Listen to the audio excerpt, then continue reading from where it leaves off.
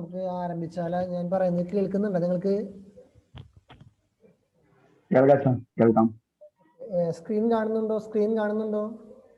Share ചെയ്ത് screen കാണാം. അപ്പൊ നമുക്ക് ആരംഭിക്കാം. ഒരു 7 പേരായിട്ടുള്ള ബാക്കിയവരൊക്കെ വരുമെന്ന് വിചാരിക്കാം. സാധാരണ ഇപ്പോൾ ഈ ദിവസങ്ങളൊക്കെ പല ക്ലാസ്സിൻ്റെ ഓർഡറൊക്കെ നഷ്ടപ്പെട്ടതുകൊണ്ട് പിന്നെ വരുന്നവരൊക്കെ വ്യത്യാസപ്പെട്ടുകൊണ്ടിരിക്കുന്നുണ്ട്. നമുക്കൊന്ന് പ്രാർത്ഥിച്ചുകൊണ്ട് ആരംഭിക്കാം. പിതാവിൻ്റെയും പുത്രൻ്റെയും പരിശുദ്ധാത്മാവിൻ്റെയും നാമത്തിൽ ആമേൻ. സ്വർഗ്ഗസ്ഥനായ ഞങ്ങളുടെ പിതാവേ, അങ്ങയുടെ നാമം പൂജിതമാകണമേ, അങ്ങയുടെ രാജ്യം വരണമേ, അങ്ങയുടെ തിരുമനസ്സ് സ്വർഗ്ഗത്തിലെ പോലെ ഭൂമിയിലുമാകണമേ. വേണ്ട ആഹാരം ഞങ്ങൾക്ക് തരണമേ, ഞങ്ങളോട് തെറ്റ് ചെയ്യുന്നവരോട് ഞാൻ ക്ഷമിച്ചിരിക്കുന്നത് പോലെ ഞങ്ങളുടെ തെറ്റ് ഞങ്ങൾ ക്ഷമിക്കണമേ, ഞങ്ങളെ പ്രലോഭനത്തിൽ ഉൾപ്പെടുത്തണമേ. നന്മ നിറഞ്ഞു പറയുന്ന സൃഷ്ടികർത്താവ്, അങ്ങയുടെ കൂടെ സ്ത്രീകൾ അനുഗ്രഹിക്കപ്പെട്ട ആളാകുന്നു, അങ്ങയുടെ ഫലമായി ഈശോ അനുഗ്രഹിക്കപ്പെട്ടവനാകുന്നു. പരിശുദ്ധ മറിയമേ തമ്പുരാൻ തന്നെ, പാപികളായ ഞങ്ങൾക്ക് ഇപ്പോൾ ഞങ്ങളുടെ സമയത്തും തമ്പുരാനോട് അപേക്ഷിച്ചുകൊള്ളണമേ. ആമേൻ. പുത്രനും പരിശുദ്ധാത്മാവിന് സ്തുതി. ആദിയിലെ പോലെ ഇപ്പോഴും എപ്പോഴും എന്നേക്കുമാമേൻ. നമസ്കാരം. 8 പേർക്കും 7 പേരാണ് ഗ്രൂപ്പിലുള്ളത്. ഇപ്പോൾ എല്ലാവർക്കും സ്വാഗതം. നമ്മുടെ ക്ലാസ് ഒരാഴ്ച എനിക്ക് പനിയായിരുന്നു, ഒരാഴ്ച ധ്യാനമായിരുന്നു, പിന്നെ ഒരാഴ്ച എന്തോ തക്കക്കേടായിരുന്നു. ഇവിടെ മാസാദി വെള്ളിയാഴ്ചയായിരുന്നു, ആരാധനയായിരുന്നു. അപ്പോൾ ഏകദേശം എനിക്കൊന്ന് 1 മാസത്തോളം ഗ്യാപ്പായെന്ന് തോന്നുന്നുണ്ട് നമ്മൾ പൗരോസിലേക്കാണ് വിട്ടുപോയിട്ട്. അതുകൊണ്ട് തന്നെ പലരും ഇതിൽ കയറിയിട്ടുണ്ടോ വന്നിട്ടുണ്ടോ സംശയമുണ്ട്. അതുകൊണ്ട് ഇപ്പോൾ 8 പേരെ കാണുന്നുള്ളൂ. ബാക്കിയുള്ളവരൊക്കെ വരുമെന്നൊക്കെ വിചാരിക്കാം. എന്നാൽ നമുക്ക് കാര്യത്തിലേക്ക് കിടക്കാം. നമുക്ക് 5ാമത്തെ ക്ലാസ്സാണ്. 3 ക്ലാസ്സും കൂടിയാണ് ഈ ലേഖനങ്ങളുമായിട്ട് ബന്ധപ്പെട്ട് നിങ്ങൾക്ക് ഉണ്ടാവുക. പ്രധാനമായിട്ട് ഇന്നത്തെ ക്ലാസ്സിൽ പൗലോസ്ലീഹയുടെ ലേഖനത്തിൽ ഈ ഹെബ്രായർക്ക് എഴുതിയ ലേഖനം പൗലോസ്ലീഹയുടെ ആണെന്നും പറയുന്നുണ്ട്, അല്ലാന്നും പറയുന്നുണ്ട്. പിന്നെ കുറച്ച് പൗലോസ്ലീഹയുടെയും പകുതി പൗലോസ്ലീഹയുടെയും അല്ലാതെ അങ്ങനെയൊക്കെ പറയുന്നുണ്ട്. അപ്പോൾ നമുക്ക് അതുമായിട്ട് ബന്ധപ്പെട്ടുള്ള പൊതുവായിട്ട് കുറച്ച് കാര്യങ്ങളാണ് ഇന്നത്തെ ക്ലാസ്സിൽ പറയുക. ഞാൻ കഴിഞ്ഞ ക്ലാസ്സിൽ പഠിപ്പിച്ച കാര്യങ്ങൾ ഒരുപാട് ചോദിച്ച് ഞാൻ നിങ്ങളെ കൺഫ്യൂഷൻ ആക്കുന്നില്ല. വേറെ ഒന്നുകൊണ്ടല്ല, നിങ്ങൾ മറന്നു പോയിട്ടുണ്ടാവും ഞാൻ വിചാരിക്കുകയാണ്. പഠിച്ചതൊക്കെ 1 മാസത്തെ ഗ്യാപ്പ് ഉണ്ടല്ല. എന്നാലും ഞാൻ പൗലോസ്ലീഹയുമായിട്ട് ബന്ധപ്പെട്ടുള്ള മിനിമം കാര്യങ്ങൾ ഒന്ന് പറയുകയാണ്, നിങ്ങളുടെ ഓർമ്മയ്ക്ക് വേണ്ടി. അല്ലെങ്കിൽ നിങ്ങൾ ആരെങ്കിലും ചോദിക്കുന്നതിന് മറുപടി പറഞ്ഞാലും മതി. മുമ്പ് പറഞ്ഞ കാര്യങ്ങളാണ്, അത് ഞാൻ ചോദിക്കുന്നവർക്ക് മറുപടി പറയാം. സെക്കൻഡ്, ആരാണ് സാബു CI എന്ന് പറഞ്ഞാൽ? പൗലോസ്ലീഹയുടെ എത്ര ലേഖനങ്ങളാണ് നമുക്കുള്ളത്? 13. പ്ലസ് ഒരെണ്ണം കൂടി നമ്മൾ പറയുന്നത് ഏതാണ്? ഓക്കെ. പൗലോസ്ലീഹയുടെ ഓർഡർ പ്രകാരം, ഈ പറഞ്ഞ ബൈബിളിലുള്ള ഓർഡർ പ്രകാരം ഏറ്റവും ആദ്യത്തെ ലേഖനം ഏതാണ്? ആർക്ക് പറയാൻ പറ്റും? റോമക്കാർക്ക് എഴുതി. ഓക്കെ. ഈ പൗലോസ്ലീഹ എഴുതിയ ലേഖനങ്ങളിൽ ക്രോണോളജിക്കൽ അല്ലെങ്കിൽ ഇയർ വൈസ് നോക്കുകയാണെങ്കിൽ ഏത് ലേഖനമാണ് ഏറ്റവും പഴയത്? തെസ്സലോനിക്കക്കാർക്ക് ലേഖനമാണ് ഏറ്റവും പഴയത്. ഇനി പൗലോസ്ലീഹ ചില വ്യക്തികൾക്ക് എഴുതിയ ലേഖനത്തെ കുറിച്ചൊക്കെയാണ് നമ്മൾ അവസാനത്തെ ക്ലാസ്സുകളൊക്കെ കേട്ടത്. അതില് ഒരു അടിമയ്ക്ക് വേണ്ടിയിട്ട് ആ അടിമയുടെ മുതലാളിക്ക് എഴുതിയ ലേഖനം ഏതാണ്? ഫിലമോൻ എഴുതിയ ലേഖനമാണ്. പിന്നെ ഈ നമ്മൾ പറഞ്ഞു പൗലോസ്ലീഹയുടെ തിയോളജിയെ കുറിച്ച് പഠിച്ചപ്പോൾ പ്രധാനപ്പെട്ട 3-4 ആശയങ്ങളാണ് ആ പൗലോസ്ലീഹയുടെ മൊത്തം തിയോളജിയിൽ വരണം എന്നാണ് പറയുന്നത്. ഏതാണ്? Faith, justification, salvation, law and reconciliation. ഇതൊക്കെയാണ് പൗലോസ്ലീഹയുടെ മൊത്തം തിയോളജിയുടെ ഭാഗത്ത് വരുന്നത്. പൗലോസ്ലീഹ ഒരു കത്ത് എഴുതുമ്പോൾ പ്രധാനമായിട്ട് 2 പാർട്ട് ആ കത്തിനുണ്ടാവും. ആദ്യത്തെ പാർട്ട് എന്താണ്, രണ്ടാമത്തെ പാർട്ട് എന്താണ്? ഏതെങ്കിലും അവിടുത്തെ പ്രശ്നങ്ങൾക്ക് ഫേസ് ചെയ്തുകൊണ്ട് അവിടുത്തെ പ്രശ്നങ്ങളെ അഭിപ്രായമാണ് ആ കത്തിന്. പക്ഷെ 2 പാർട്ട് സാധാരണ ഉണ്ടാവും. തിയോളജിയും മോറൽ. ഓക്കെ. അതായത് ഒന്നാമത്തെ ഭാഗത്ത് പൗലോസ്ലീഹ അദ്ദേഹത്തിന്റെ ദൈവശാസ്ത്രം പഠിപ്പിക്കാനായിട്ടാണ് ശ്രമിക്കുക.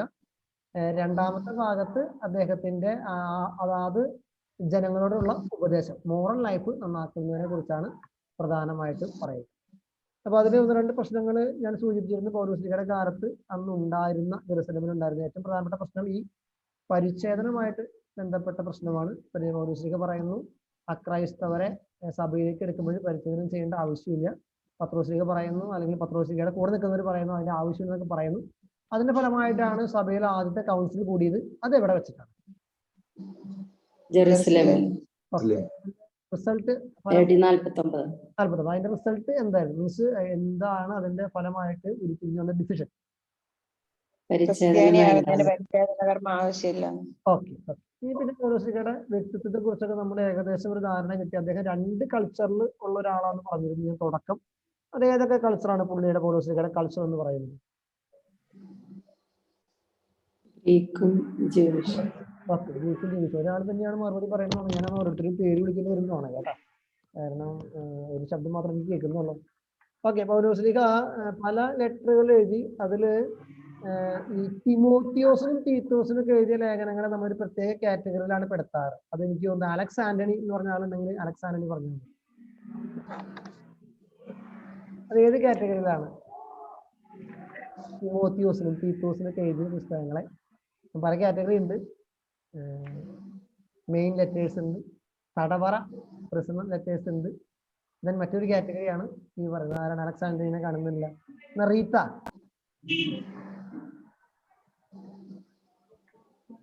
അച്ഛാ എനിക്ക് അറിയില്ല. അത് പാസ്റ്ററൽ ലെറ്റേഴ്സ് അഥവാ അജപാലന ലേഖനങ്ങൾ എന്ന് പറയുന്ന വിഭാഗത്തിൽ പെടുന്നതാണ് തീത്തോസിനും തിമോത്തിയോസിനൊക്കെ എഴുതിയ ലേഖനങ്ങൾ കേട്ടാ. അതുപോലെ ഇനിയിപ്പോ ഫിലമോൻ എഴുതിയ ലേഖനം അപ്പൊ ഏത് കാറ്റഗറിയിൽ പെടും? ഫിലമോൻ എഴുതിയ ലേഖനം പേഴ്സണൽ ലെറ്റർ ആണ്. അപ്പോൾ തന്നെ അതൊരു തടവറ ലേഖനം കൂടി എന്ന് പറയുന്നു. കാരണം തടവറയിൽ വെച്ചിട്ടാണ് ഫിലോമോന്റെ അടിമയായിട്ടുള്ള ഒനീസിയോസിനെ പൗലോസ്ലിഹ കണ്ടുമുട്ടുന്നതും അവിടെ വെച്ചുകൊണ്ട് ഈ അടിമയായ അവനെ വീണ്ടും സ്വീകരിക്കണമെന്നൊക്കെ കത്ത് ഫിലമോന് എഴുതുന്നു. ഓക്കെ, നിങ്ങൾ തീർച്ചയായിട്ടും പരീക്ഷ ഉണ്ടാവും അറിയാലോ. അപ്പൊ അതുകൊണ്ട് ഒന്ന് മറച്ചു നോക്കിക്കോളും. പിന്നെ കഴിഞ്ഞ ക്ലാസ്സിലെ ഞാൻ പവർ പോയിന്റ് തയ്യാറാക്കിയിട്ടുണ്ട്. ഇന്നത്തെ ക്ലാസ്സിലെയും പവർ പോയിന്റ് തയ്യാറാക്കിയിട്ടുണ്ട്. അത് നിങ്ങൾക്ക് വാട്സപ്പിൽ അയച്ചു തരാം. പിന്നെ അതിനേക്കാൾ ഉപരിയായിട്ട് നമ്മുടെ ലെക്ചർ നോട്ട് ഞാൻ പറയുന്ന കാര്യങ്ങൾ തീർച്ചയായിട്ടും ഞാൻ ഈ പവർ പോയിന്റ് തയ്യാറാക്കുന്നത് ഏറ്റവും കോറായിട്ടുള്ള ഒരു വാക്കോ ഒരു സെന്റൻസ് ഒരു വർഷമൊക്കെ ആയിരിക്കും. പക്ഷെ കൂടുതലും കാര്യങ്ങൾ ഇങ്ങനെ വർത്താനം കൊണ്ട് വായ കൊണ്ട് പറയാണ്. അപ്പൊ അതൊക്കെ നിങ്ങളൊന്ന് കുറിച്ചെടുത്തോളാം. പരീക്ഷയ്ക്ക് പവർ പോയിന്റിലുള്ള വാക്കുകൾ മാത്രമല്ല ഞാൻ പറയുന്ന ഈ കൊണ്ട് പറയുന്ന കാര്യങ്ങളും പരീക്ഷയ്ക്ക് വരും എന്ന് ചുരുക്കം. ഓക്കെ, പൗലോസ്ലിഹയുടെ 14 ലേഖനങ്ങൾ അല്ലെങ്കിൽ 13 ലേഖനങ്ങൾ നമ്മളൊന്ന് പഠിച്ചിരിക്കണം. അതിന്റെ ഓർഡറും കാര്യങ്ങളൊക്കെ കേട്ടോ. ഈ ക്ലാസ്സിന്റെ പരീക്ഷയുടെ സമയത്ത് ആ 13 ലേഖനങ്ങളുടെ പേര് നിങ്ങൾക്ക് തെറ്റുകൂടാതെ എഴുതാനായിട്ടും പറയാനായിട്ടും പറ്റിയിട്ടുണ്ടാവണം. ഇന്നത്തെ ഒരു ലെറ്ററാണ് ലെറ്റർ ടു ഹീബ്രൂസ് അല്ലെങ്കിൽ ഹെബ്രായർക്ക് എഴുതിയ ലേഖനം. ഒരു കോൺട്രവേഴ്സ്യൽ ലെറ്ററാണ്. നിങ്ങൾ എന്താ പറയുക, ഒരു പ്രശ്നാത്മകമായിട്ടുള്ള ഒരു ലെറ്ററാണ്. കാരണം എന്താണെന്ന് വെച്ചാൽ ഞാൻ തുടക്കം തന്നെ പറഞ്ഞു, നമുക്കറിയാം പൗലോസ്ലിഹ 14 ലേഖനം 13 ലേഖനം എന്ന് പറയാനായിട്ട് ഇങ്ങനെ ഒരു കൺഫ്യൂഷൻ വരാൻ കാരണം തന്നെ ഈ ലെറ്ററിന്റെ പേരിലാണ്. ചിലർ പറയുന്നത് പൗലോസ്ലിഹ എഴുതിയതാണ്, ചിലർ പറയുന്നു ഇത് പൗലോസ്ലിഹ ശിഷ്യന്മാരിൽ ആരും എഴുതിയതാണ്, ചിലർ പറയുന്നത് പൗലോസ്ലിഹയുടെ ഫ്രണ്ട് സുഹൃത്തുക്കൾ ആരും പൗലോസ്ലിഹ പറഞ്ഞ കാര്യങ്ങളൊക്കെ കൂട്ടിച്ചേർത്ത് എഴുതി വെച്ചതാണ്. ചിലർ പറയുന്നത് ഇത് പൗലോസിന്റെ തന്നെ അല്ല, നേരെ മറിച്ച് അപ്പോളോസിന്റെ ആണ്. കാരണം അന്നത്തെ കാലത്ത് നമുക്കറിയാം ഈ പൗലോസ് അപ്പോളോസ് എന്നൊക്കെ പറഞ്ഞിട്ട് പല തർക്കങ്ങൾ സഭയിൽ ഉണ്ടായിരുന്നതായിട്ട് നമ്മൾ പൗലോസ്ലിഹയുടെ കത്തുകളിൽ നിന്ന് മനസ്സിലാക്കിയിട്ടുണ്ട്. ഈ ലെറ്ററിനെ കുറിച്ച് പോലും അങ്ങനെ ഒരു തർക്കമുണ്ട്. പക്ഷെ മുൻകാലങ്ങളിൽ ഈ ലെറ്റർ പൗലോസിന്റെ ആണ് എന്ന് പറഞ്ഞുകൊണ്ട് പൊതുവെ അംഗീകരിച്ചു. പക്ഷെ പിന്നീടുള്ള ബൈബിൾ പഠനങ്ങളൊക്കെ വന്നു കഴിഞ്ഞപ്പോൾ ഈ ലെറ്ററിന്റെ ലാംഗ്വേജ് പിന്നെ സ്റ്റൈല് അതൊക്കെ സാധാരണ പൗലോസ്ലിഹയുടെ ലെറ്ററിൽ നിന്ന് വ്യത്യസ്തമായിട്ടാണ് ഉള്ളത്. അപ്പൊ അതുകൊണ്ട് ഈ ലെറ്റർ പൗലോസ്ലിഹയുടെ അല്ല എന്നുള്ളതാണ് പുതിയ ബൈബിൾ പഠനങ്ങൾ പറയുന്നത്. അപ്പൊ നിങ്ങൾ ഓർത്തേക്കുക, ഈ ലെറ്റർ ടു ഹീബ്രു പൗലോസ്ലിഹയുടെ ആണ് എന്നാണ് പഴയ കാലത്ത് ആദിമ സഭയിൽ ആളുകാർ വിചാരിച്ചത്. അത് ആദ്യമായിട്ട് പറഞ്ഞത് പന്തേനൂസ് എന്ന് പറയുന്ന ഒരു എന്താ പറയുക ഒരു സഭാപിതാവ് ആദ്യ കാലഘട്ടത്തിലെ ഒരു സഭാ നേതൃത്വത്തിലുള്ള ഒരു വ്യക്തിയായിരുന്നു പന്തേനൂസ്.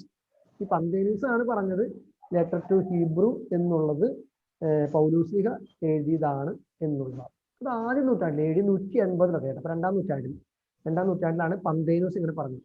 അപ്പൊ ആ ഒരു പറച്ചിലാണ് പിന്നീട് ആ സഭയുടെ ആദ്യ നാളുകളിലൊക്കെ നമ്മൾ വിശ്വസിക്കുന്നത്. പക്ഷെ പിന്നീട് ബൈബിൾ സ്റ്റഡിക്ക് വരുമ്പോൾ നമുക്ക് ലെറ്റർ നമുക്ക് മനസ്സിലാവും. സാധാരണ പൗലോസ്ലിഹയുടെ മറ്റു ലേഖനങ്ങൾ വായിക്കുന്ന ഒരാൾക്ക് മനസ്സിലാവും, പൗലോസ്ലിഹ ഒരു ലെറ്റർ എഴുതി തുടങ്ങുമ്പോൾ ഒരു അഭിസംബോധനയോട് കൂടിയാണ് എഴുതി തുടങ്ങുന്നത്. അതായത് പൗലോസായ ഞാൻ തടവറയിൽ നിന്നുകൊണ്ട് ഇന്ന ആൾക്ക് ഇന്ന സഹായത്തോടു കൂടി എഴുതുന്ന കത്ത് എന്നൊക്കെ പറഞ്ഞുകൊണ്ട് പൗലോസ്ലിഹയുടെ കത്തുകൾക്ക് സാധാരണ ഒരു ഇൻട്രൊഡക്ഷൻ ഉണ്ടാവും. സാധാരണ നമ്മളൊക്കെ അയക്കുമ്പോൾ ഒരു കത്ത് എഴുതില്ലേ, നിനക്ക് സുഖമെന്ന് വിശ്വസിക്കുന്നു, അല്ലെങ്കിൽ എനിക്കിവിടെ സുഖമാണ്, നീ എന്തെടുക്കണം, ഒരു ഫോർമാറ്റ് ഉണ്ടാവും. നമ്മുടെയൊക്കെ ഒരു മലയാളികളുടെ സാധാരണ കത്തുകൾക്ക് ഒരു ഫോർമാറ്റ് ഉണ്ടാവും. അതുപോലെ പൗലോസ്ലിഹയുടെ കത്തിനും ഒരു ഫോർമാറ്റ് ഉണ്ട്. സാധാരണ അവസാനം നന്ദി പറയലുണ്ട്. പിന്നെ അതിങ്ങനെ പറഞ്ഞു. കത്ത് അവസാനിപ്പിക്കുമ്പോൾ പൗലോസ്ലീഹ നന്ദി പറഞ്ഞുകൊണ്ടാണ് അവസാനിപ്പിക്കുന്നത്. ഞാൻ അക്വിലയ്ക്ക് നന്ദി പറയുന്നു, സീലായ്ക്ക് നന്ദി പറയുന്നു, തിമോത്തിയോസിന് നന്ദി പറയുന്നു, ഫിലിമോന് നന്ദി പറയുന്നു, നിങ്ങൾ ഇങ്ങനെ സഹായിക്കട്ടെ നന്ദി പറയുന്നു. അപ്പൊ അങ്ങനെ ഒരു സ്ട്രക്ചർ, ഞാൻ നേരത്തെ പറഞ്ഞ പോലെ തുടക്കത്തെ ഭാഗത്ത് തിയോളജി ആയിരിക്കും, പിന്നത്തെ ഭാഗത്ത് മൊറാലിറ്റി ആയിരിക്കും. അപ്പൊ പൗലോസ്ലീഹയുടെ ബാക്കി കത്തുകൾ വായിച്ചു നോക്കുന്ന ഒരാൾക്ക് പെട്ടെന്ന് ആ സ്റ്റൈല് പിടികിട്ടും. പക്ഷെ അങ്ങനെയുള്ള ഒരു സ്റ്റൈലിൽ നിന്നും, അതുപോലെ തന്നെ പൗലോസ്ലീഹ ഉപയോഗിക്കുന്ന ലാംഗ്വേജ്, നേരത്തെ പറഞ്ഞ പോലെ ഫെയ്ത്ത് ഉണ്ടാവും പുള്ളിയുടെ കത്തുകളിൽ, ജസ്റ്റിഫിക്കേഷൻ ഉണ്ടാവും പുള്ളിയുടെ കത്തുകളിൽ, അല്ലെങ്കിൽ റിക്കൺസിലേഷൻ ലോയൊക്കെ ഉണ്ടാവും പുള്ളിയുടെ കത്തുകളിൽ. അപ്പൊ അങ്ങനെയുള്ള കാര്യങ്ങളൊന്നും ഈ ഹെബ്രായർക്ക് എഴുതിയ ലേഖനത്തിൽ കാണുന്നില്ല.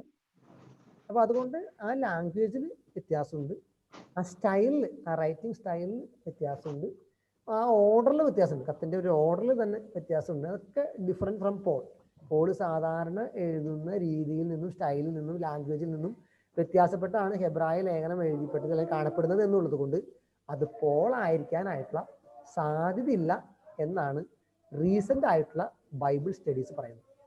ഇത് ഏതാണ്ട് എഴുതപ്പെട്ട കാലഘട്ടം എന്ന് പറയുന്നത് AD 67-70 കാലഘട്ടത്തിലാണ്. നമുക്കറിയാം ഏകദേശം പൗലോസ്ലീഹ മരിച്ചു എന്ന് പറയുന്നത് AD 64 കൂടിയാണ്.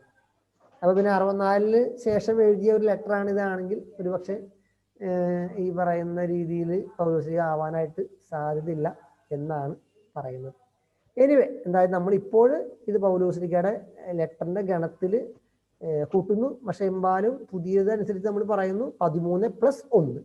കാരണം ഈ +1 എന്ന് പറയുന്നത് ഹീബ്രു ലെറ്ററിനെ ഉദ്ദേശിച്ചുകൊണ്ടാണ്. ഓക്കെ, ഇനി അതിന്റെ കോണ്ടെക്സ്റ്റ് ഒന്ന് മനസ്സിലാക്കുന്നത് നല്ലതാണ്. എന്താണ് ഈ ലെറ്ററിന്റെ കോണ്ടെക്സ്റ്റ്? നിങ്ങൾ മനസ്സിലാക്കേണ്ടത്, ഈ ലെറ്റർ പൗലോസ്ലീഹ എഴുതിയാലും ശരി, അങ്ങനെ എഴുതി പൗലോസ്ലീഹ അല്ല എഴുതിയെങ്കിലും ശരി, ഏത് കാലഘട്ടത്തിൽ എന്താവശ്യത്തിന് വേണ്ടിയിട്ടാണ്, അല്ലെങ്കിൽ ആ എഴുതിയ ആൾ എഴുതാൻ കാരണം എന്താണ്?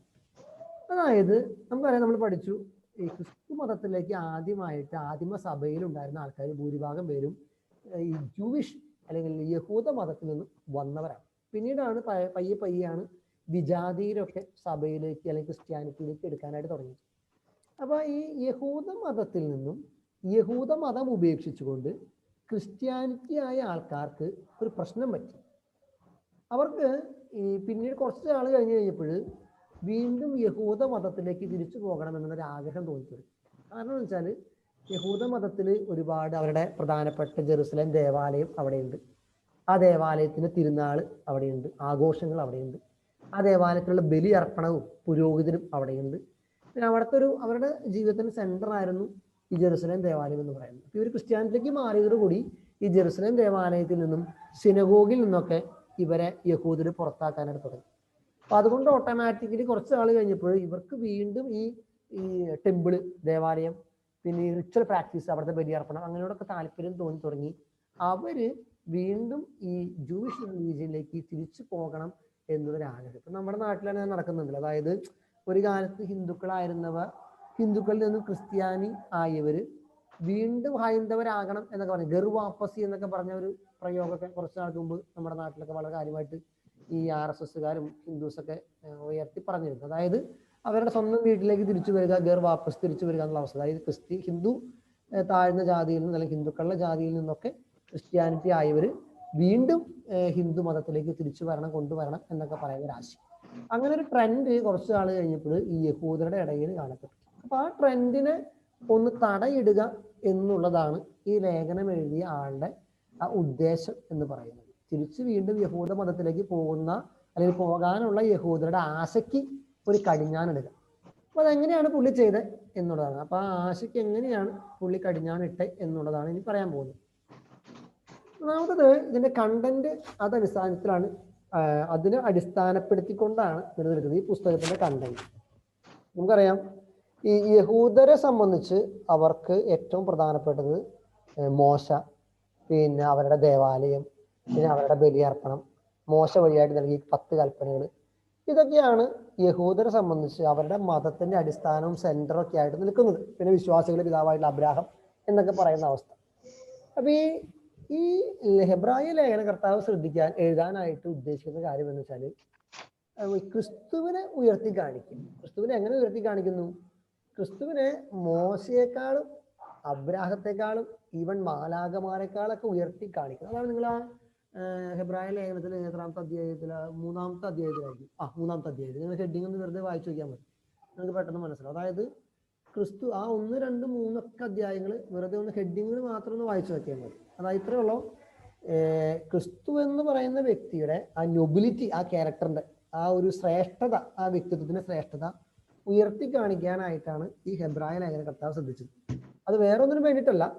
അതായത് ഈ ക്രിസ്ത്യാനിറ്റി ആയിട്ടുള്ള യഹൂദർക്ക് അവർ തിരഞ്ഞെടുത്തിരിക്കുന്ന മാർഗം ചില്ലറ മാർഗമല്ല. അവർ ഉപേക്ഷിച്ചു പോകുന്ന യഹൂദ മതത്തെക്കാളും ആ യഹൂദ മതത്തിലെ പ്രധാനപ്പെട്ട വ്യക്തികളെക്കാളും ശ്രേഷ്ഠമാണ് ക്രൈസ്തവ മതമെന്നും ക്രൈസ്തവ മതത്തിന്റെ സെന്റർ ആയിട്ടുള്ള ക്രിസ്തുവെന്നും ബോധ്യപ്പെടുത്തി കൊടുക്കുക. അതാണ് ഈ ഹീബ്രു ലേഖനകർത്താവിന്റെ പ്രധാനപ്പെട്ട ലക്ഷ്യം. അപ്പൊ അതുകൊണ്ട് തന്നെ പുള്ളി ആരെഴുതായാലും, പൗലോസാകട്ടെ മറ്റൊരാളാകട്ടെ, യേശുവിനെ ഇങ്ങനെ അല്ലെങ്കിൽ കർത്താവിനെ, ക്രിസ്തുവിനെ വളരെ ഒരു വലിയ ഫിഗറായിട്ട് ഉയർത്തി കാണിക്കുകയാണ്. അത് ദൈവപുത്രനായിട്ട് തന്നെ വീണ്ടും പറയുന്നു. മോശയെക്കാളും പ്രധാനമായിട്ട് അതാണ് ഇവിടെ ആ ഒരു കമ്പാരിസൺ നിങ്ങൾക്ക് 3-ാം അധ്യായത്തിൽ കാണാൻ പറ്റും. അതായത് ദൈവത്തിന്റെ ഭവനത്തിലെ മോശയാകട്ടെ ഒരു ഭൃത്യനെ പോലെ വിശ്വസ്തനായിരുന്നു. ക്രിസ്തു ആകട്ടെ അവിടുത്തെ ഭവനത്തിൽ പുത്രനെ പോലെയാണ്. ആ 3-ാം അധ്യായം 4, 5, 6 വാക്യങ്ങൾ നിങ്ങൾ വെറുതെ വായിച്ചു നോക്കുക. അതായത് മോശ എന്ന് പറഞ്ഞാൽ ദൈവിക ഭവനത്തിലെ ഹൗസ് ഓഫ് ഗോഡിന്റെ ഒരു സെർവന്റ് മാത്രമാണ്, ഒരു ഭൃത്യൻ മാത്രമാണ്. പക്ഷെ ക്രിസ്തു ആകട്ടെ ഒരു പുത്രനാണ് ദൈവിക ഭവനത്തിന് അല്ലെങ്കിൽ ദൈവത്തിന്റെ എന്നുള്ളതാണ്. അതുകൊണ്ട് നിങ്ങൾ ഇനി ഈ മോശയെയും മോശയുടെ നിയമങ്ങളെയും പിടിച്ചു നിൽക്കേണ്ട അല്ലെങ്കിൽ പിടിച്ചിരിക്കേണ്ട ആവശ്യമില്ല. ഇപ്പൊ വന്നേക്കണവൻ നിങ്ങളെ ആരോ ഒരാള് മ്യൂട്ടാക്കാനുണ്ടെന്ന് തോന്നുന്നു. ഒന്ന് മ്യൂട്ടാക്കാമോ? ഇടയിൽ ശബ്ദം വരുന്നത് കൊണ്ടാണ് കേട്ടോ. സ്റ്റീവി ജോർജ് ഒന്ന് മ്യൂട്ടാക്കാമോ? Okay, thank you.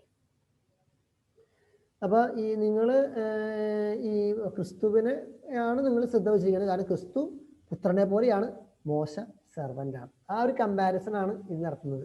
അപ്പൊ ആ ഒരു കണ്ടന്റോട് കൂടിയാണ് ഈ ലേഖന ഭാഗം ആരംഭിക്കുന്നത് തന്നെ. ക്രിസ്തുവിനെ വലിയ ഫിഗറായിട്ട് കാണിച്ചുകൊണ്ട് യഹൂദ ജനത്തിനെ തങ്ങൾ തിരഞ്ഞെടുത്തിരിക്കുന്ന ജീവിത രീതി, തങ്ങൾ ഉപേക്ഷിച്ചു പോകുന്ന ജീവിത രീതിയെക്കാളും ഒട്ടും മോശമല്ല, കുറേയും കൂടി മെച്ചപ്പെട്ടതാണ് എന്ന് തെളിയിക്കാൻ വേണ്ടി എഴുതിയിരിക്കുന്നതാണ്. അപ്പൊ അതുകൊണ്ട് നിങ്ങൾ മനസ്സിലാക്കുക, ഈ ലേഖനം ഇൻട്രൊഡ്യൂസ് ചെയ്തിരിക്കുന്നത് അല്ലെങ്കിൽ ആർക്ക് വേണ്ടിയാണ് എഴുതപ്പെട്ടതെന്ന് ചോദിച്ചു കഴിഞ്ഞാൽ അത് യഹൂദ ക്രിസ്ത്യാനികൾക്ക് വേണ്ടിയിട്ടാണ് പ്രധാനമായിട്ട്. ലേഖനത്തിന്റെ കണ്ടന്റും അതിന്റെ ആശയമൊക്കെ നമുക്ക് മനസ്സിലാകുമ്പോൾ, നമുക്ക് വായിക്കുമ്പോൾ മനസ്സിലാകും. ഈ ഇതിൽ പറയുന്ന കാര്യങ്ങൾ കൂടുതലും മനസ്സിലാവുക വിജാതിരി ക്രൈസ്തവർക്കല്ല, യഹൂദ ക്രൈസ്തവർക്കാണ്. അവരെ ഉദ്ദേശിച്ചുകൊണ്ടാണ് ഈ ലേഖനം എഴുതപ്പെട്ടത്. ഓക്കെ, പിന്നീട് പറയുന്ന ഒരു പ്രധാനപ്പെട്ട ആശയം എന്ന് പറയുന്നത് അത് ഈ ഹെബ്രായ ലേഖനത്തിൽ മാത്രം കാണുന്ന ഒരാശയമാണ്. പ്രീസ്റ്റ്ഹുഡ് ഓഫ് ജീസസ്, എന്നാൽ ഈശോയുടെ പൗരോഹിത്യം എന്ന് പറയുന്ന ഒരാശയം. അത് 4-ാമത്തെ അധ്യായത്തിന്റെ അവസാനത്തിലൊക്കെയാണ്. അത് അച്ഛന്മാരെയൊക്കെ സംബന്ധിച്ച് ഈ അച്ഛന്മാരുടെയൊക്കെ പട്ടം സ്വീകരിക്കുമ്പോൾ വായിക്കുന്ന ലേഖന വായനകൾ, പഴയ നിയമ അല്ല മീൻസ് ശുശ്രൂഷയിൽ വായിക്കുന്ന ലേഖന വായനയിൽ പ്രധാനപ്പെട്ട ഒരു വായന ഈ ഹെബ്രായ ലേഖനത്തിനുള്ള വായനയാണ്. കാരണം ഹെബ്രായ ലേഖനമാണ് ഈശോ ഒരു പുരോഹിതനാണ് എന്നുള്ള കൺസെപ്റ്റിലേക്ക് ജനങ്ങളെ കൊണ്ടെത്തിക്കുന്നത്. അതിനുള്ള കാരണം ഞാൻ നേരത്തെ പറഞ്ഞു. യഹൂദരെ സംബന്ധിച്ച് ഈ പ്രധാന പുരോഹിതൻ അവരുടെ ദേവാലയത്തിൽ ബലി അർപ്പിക്കുന്നു. ആ ബലി അർപ്പിക്കുന്ന ദിവസവും ബലിയും പുരോഹിതനൊക്കെ യഹൂദരെ സംബന്ധിച്ച് വളരെ പ്രധാനപ്പെട്ടതാണ്. അപ്പൊ ആ വർഷത്തിലൊരിക്കൽ ദേവാലയത്തിലെ ഹോളി ഓഫ് ഹോളി എന്ന് പറഞ്ഞ സ്ഥലത്ത്, അതിവിശുദ്ധ സ്ഥലത്ത് കയറി ഈ വിശുദ്ധ സ്ഥലത്ത് കയറിയിട്ട് ഈ പുരോഹിതൻ ആടിന്റെ രക്തം തെളിച്ച് അവിടെ വിശുദ്ധീകരിച്ച് ആടിനെ കൊന്ന് പാപം ശുദ്ധീകരിക്കുന്നു എന്നൊക്കെ പറയുന്നത് പോലുള്ള വലിയ ഒരു റിച്വൽ പ്രാക്ടീസ് വർഷം തോറും ജെറുസലേം ടെമ്പിളിൽ നടക്കുന്നു. അത് കാണാൻ വേണ്ടിയിട്ട് ലോകത്ത് എവിടെയുള്ള യഹൂദരാണെങ്കിലും, ഇപ്പൊ ഇന്ന് മുസ്ലിമുകൾ മക്കയിലേക്ക് ഹജ്ജിന് തീർത്ഥാടനം പോകുന്ന പോലെ ലോകത്ത് എവിടെയൊക്കെ യഹൂദരുണ്ട് അവരൊക്കെ ജെറുസലേമിലേക്ക് വരുന്ന ഒരു കാലഘട്ടം. അപ്പൊ അവർക്ക് ആ ഈ ഹോളി ഓഫ് ഹോളിയിലേക്ക് ചെന്നുകൊണ്ട് ഈ പ്രീസ്റ്റ് അല്ലെങ്കിൽ പുരോഹിതൻ, പ്രധാന പുരോഹിതൻ കാണിക്കുന്ന കാര്യങ്ങൾ വളരെ ഗൗരവത്തോടു കൂടി അവരുടെ മതവിശ്വാസത്തിന്റെ കേന്ദ്രം, അതിന്റെ വളരെ റിച്വൽ പ്രാക്ടീസിന്റെ കേന്ദ്രം എന്നൊക്കെ പറയുന്നതാണ്. അപ്പൊ ഇവിടെ ലേഖനകർത്താവ് പറയുന്നത് ആ പഴയ നിയമത്തിന്റെ അല്ലെങ്കിൽ യഹൂദരുടെ കാലഘട്ടത്തിലുണ്ടായിരുന്ന ആ ഒരു പ്രീസ്റ്റ്ഹുഡ്, പൗരോഹിത്യം എന്ന് പറയുന്ന കാര്യത്തെ ഈശോയുടെ പൗരോഹിത്യമായിട്ട് ബന്ധിപ്പിച്ചുകൊണ്ട് അവതരിപ്പിക്കാം. പുള്ളി പറയുന്നത് ജീസസ് ഈസ് ഹൈ പ്രീസ്റ്റ്. പ്രധാന പുരോഹിതൻ എന്ന് പറയുന്നത് ഇനി മുതൽ ഈശോയാണ്. പഴയ നിയമത്തിലെ പ്രധാന പുരോഹിതന്മാർക്കോ അവരർപ്പിച്ച ബലികൾക്കോ ഇനി പ്രസക്തിയില്ല. കാരണം എന്താ? അതൊക്കെ താൽക്കാലികമായിട്ടുള്ള പാപമോചനത്തിന് വേണ്ടിയിട്ട് അർപ്പിച്ച ബലികളായിരുന്നു. പക്ഷേ ഈശോയുടെ പൗരോഹിത്യമാണ് ഇനി എന്നും നിൽക്കുക. അവൻ പ്രധാനപ്പെട്ട ശ്രേഷ്ഠ പുരോഹിതനാണെന്നാണ് പറയുന്നത്. പ്രധാന പുരോഹിതൻ, ഹൈ പ്രീസ്റ്റ്. കാരണം ഈ യഹൂദരുടെ ഇടയിലുള്ള കൾച്ചർ, അവർക്ക് പല ഗ്രൂപ്പ് ഉണ്ട്, നിങ്ങൾക്ക് അറിയുമെന്ന് അറിയത്തില്ല. ഈ ലേവിയിൽ അവർ ലോക്കലായിട്ടുള്ള ആൾക്കാരാണ്. പ്രീസ്റ്റ് അത് കുറച്ചുകൂടി ഉയർന്ന ആൾക്കാരാണ്. സാദോക്കേഡ്സ് അത് കുറച്ചുകൂടി ഉയർന്ന ആൾക്കാരാണ്. ആ സാദോക്കേഡ്സിൽ തന്നെ ഒരാളാണ് ഹൈ പ്രീസ്റ്റ്. അപ്പോൾ അത് പല കാറ്റഗറി ഉണ്ട്. ഇപ്പോൾ പ്രീസ്റ്റിൽ തന്നെ ഇപ്പോൾ നമ്മുടെ നാട്ടിൽ ഇപ്പോൾ ഡീക്കന്മാർ, അച്ഛന്മാർ, പിന്നെ എന്താ പറയുക, ഫൊറോന വികാരിമാർ, മെത്രാന്മാർ എന്നൊക്കെ പറയുന്ന ആ ഒരു കാറ്റഗറി എന്ന് പറയുന്ന പോലെ തന്നെ യഹൂദരുടെ ഇടയിൽ പൗരോഹിത്യത്തിന്റെ പല ശൃംഖലകളുണ്ട്. അതിൽ ഏറ്റവും ടോപ്പ് മോസ്റ്റിൽ ഇരിക്കുന്ന ആളാണ് ഈ ഹൈ പ്രീസ്റ്റ്, പ്രധാന പുരോഹിതൻ എന്ന് പറയുന്നത്. അപ്പോൾ ഈശോ പ്രധാന പുരോഹിതനാണ് എന്നുള്ള ആശയമാണ് ഈ യഹൂദരുടെ ഈ ഹെബ്രായ ലേഖനം എഴുതിയ ആൾ കൊണ്ടുവയ്ക്കുന്നത്. ഇനി അതിന് അദ്ദേഹം ഒരു കണക്ഷൻ കൊടുക്കുകയാണ്. അതാണ് അതിൻ്റെ രസം. അതാണ് ഇതിൻ്റെ തിയോളജി എന്നൊക്കെ പറയുന്നത്. അതായത് ഈശോ എന്ന് പറയുന്ന ആള് not from the line of Aaron, Aaron എന്ന് വെച്ചാൽ അഹറോൺ നമ്മൾ പറയുന്നു, ബട്ട് ഫ്രം മെൽക്കിസദേക്ക്. പുള്ളി പറയുന്നത് ഈ ബാക്കിയുള്ള പുരോഹിതർ, ഇത് ലേവികരും പുരോഹിതന്മാരും പുരോഹിത വർഗവും ഒക്കെ ഈ അഹറോന്റെ പിൻതലമുറക്കാരാണ് എന്നുള്ളൊരു വിശ്വാസമാണ് യഹൂദരുടെ ഇടയിലുള്ളത്.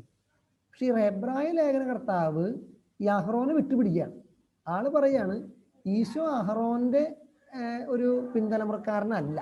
കാരണം അഹറോന്റെ പിൻതലമുറക്കാരന്റെ പ്രത്യേകത വെച്ചാൽ ഈ കൾട്ടിക് പ്രാക്ടീസ് ആണ്. കുറെ ഈ ദേവാലയത്തിൽ കാണിച്ചു കൂട്ടുന്ന കുറെ ശുശ്രൂഷകളുടെ സംഭവമാണ് ഈ ബലിയർപ്പിക്കുന്ന പോലുള്ള കുറച്ച് ആചാരങ്ങൾ മാത്രമാണ് അഹറോന്റെ പുരോഹിതന്റെ ഉത്തരവാദിത്വം. പക്ഷെ ഈശോയുടെ പൗരോഹിത്യം മെൽക്കിസദേക്കിൽ നിന്നാണ്. അതുകൊണ്ട് പറയുന്നത് ആ പ്രീസ്റ്റ്ഹുഡ് എവർലാസ്റ്റിംഗ്, ആ സാക്രിഫൈസും എവർലാസ്റ്റിംഗ്. ഈശോയുടെ പൗരോഹിത്യവും ഈശോയുടെ ബലിയും എന്നും നിലനിൽക്കുന്നു എന്നാണ് പറയാം. ആരാണ് മെൽക്കിസദേക്ക് എന്ന് ഞാൻ പറയാം അടുത്ത സ്ലൈഡിൽ. അപ്പോൾ നിങ്ങൾ മനസ്സിലാക്കേണ്ട കാര്യം, ഹെബ്രായ ലേഖനകർത്താവ് വളരെ ട്രിക്കി ആയിട്ട് ഈശോയുടെ പൗരോഹിത്യത്തെ അവതരിപ്പിക്കുന്നു. സാധാരണയുള്ള യഹൂദരുടെ പൗരോഹിത്യം എന്ന് പറയുന്നത് അഹറോന്റെ പിൻതലമുറക്കാർ അല്ലെങ്കിൽ അഹറോന്റെ പുത്രന്മാർ എന്നാണ് അറിയപ്പെടുക. പക്ഷെ ഈശോനെ ഇദ്ദേഹം ഒരു അഹറോൻ എന്ന് പറഞ്ഞ ക്യാരക്ടറിനെ വെട്ടുപിടിച്ച് മെൽക്കിസദേക്ക് എന്ന് പറഞ്ഞ ഒരു പുതിയ ക്യാരക്ടറിനെ അവിടെ ഇൻട്രൊഡ്യൂസ് ചെയ്യുന്നു. എന്നിട്ട് പറയുന്നു ഈശോയുടെ പൗരോഹിത്യം അഹറോനിൽ നിന്നല്ല മെൽക്കിസദേക്കിൽ നിന്നാണ്. അത് എന്നും നിലനിൽക്കുന്നു, ആ പൗരോഹിത്യം എന്നും നിലനിൽക്കുന്നു, ആ ബലിയും എന്നും നിലനിൽക്കുന്നു എന്നാണ് ഈ ഹീബ്രുവിന്റെ ലേഖനകർത്താവ് പറയാനായിട്ട് ശ്രമിക്കുന്നത്. ഞാൻ പറയുന്നതിന്റെ കണക്ഷൻ നിങ്ങൾക്ക് മനസ്സിലാവുന്നുണ്ടോ? ആരെങ്കിലും ഒരാൾ മറുപടി പറയാമോ? ഞാൻ കണ്ടിന്യൂ ചെയ്യാലോ അല്ലെ? ഓക്കെ. ഇനി ആരാണ് ഈ മെൽക്കിസദേക്ക് എന്നൊന്ന് മനസ്സിലാക്കുക. അതായത് മെൽക്കിസദേക്ക് ഉൽപ്പത്തി പുസ്തകം 14-ാം അധ്യായം 17 മുതൽ, നിങ്ങൾ ബൈബിളിൽ നിങ്ങൾ എടുത്തു നോക്കുന്നതാണ്, 17 മുതൽ 24 വരെയുള്ള ഭാഗത്ത് വിവരിക്കുന്ന ഒരു ചെറിയ കഥാപാത്രമാണ്. ആ സമയത്ത് അവിടെ അദ്ദേഹത്തിന് ഉൽപ്പത്തി പുസ്തകത്തിൽ വലിയ ഒരു പ്രാധാന്യം തുടക്കം നമുക്ക് കാണുന്നില്ല. പക്ഷെ പിന്നീട് അദ്ദേഹത്തിന് കൂടുതൽ പ്രാധാന്യം കൊടുക്കുന്നത് ഈ ഹെബ്രായ ലേഖനകർത്താവാണ്. എനിക്ക് തോന്നുന്നത് എത്രാമത്തെ ഹെബ്രായ ലേഖനത്തിൽ 7-ാമത്തെ അധ്യായം കംപ്ലീറ്റ് പറയുന്നത് ഈ മെൽക്കിസദേക്കും അദ്ദേഹത്തിന്റെ പൗരോഹിത്യത്തെ കുറിച്ചാണ്. അത് ശരിക്കും ആ മെൽക്കിസദേക്ക് എന്ന് പറഞ്ഞ കഥാപാത്രം കിടക്കുന്നത് ഉൽപ്പത്തി പുസ്തകം 14-ാം അധ്യായത്തിലാണ്. ഈ ഉൽപ്പത്തി പുസ്തകം 14-ാം അധ്യായത്തിൽ പറയുന്ന ഒരു സംഭവം എന്ന് വെച്ചാൽ ഈ മെൽക്കിസദേക്ക് എന്ന് പറയുന്ന ആൾ, അദ്ദേഹത്തെ പറയുന്നത് അദ്ദേഹം കിങ് ഓഫ് സലേം എന്ന് പറയുന്ന സ്ഥലത്ത് അദ്ദേഹം അവിടുത്തെ രാജാവും പുരോഹിതനുമായിരുന്നു എന്നാണ് പറയുന്നത്. അപ്പൊ സലേം എന്ന് പറയുന്ന ആ സ്ഥലം, അത് നിങ്ങൾ ജെനിസിസ് ഉൽപ്പത്തി പുസ്തകം 14-ാം അധ്യായം വെറുതെ ഒന്ന് എടുത്തു നോക്കുക. അതിൽ മെൽക്കിസദേക്ക് എന്ന് പറഞ്ഞ ഹെഡിങ് കാണും 17-ാമത്തെ വാക്യം തൊട്ട്. അവർ പറയുന്നുണ്ട് രാജാവ്, സോദോം രാജാവ് അബ്രാഹാമിനെ എതിരേൽക്കുവാനായിട്ട് താഴ്വരയിലേക്ക് വന്നു. സലേം രാജാവായ മെൽക്കിസദേക്ക് അപ്പവും വീഞ്ഞും കൊണ്ടുവന്നു. അത്യുന്നതനായ ദൈവത്തിന്റെ പുരോഹിതനായിരുന്നു അവൻ. അതാണ് പറയുന്നത്.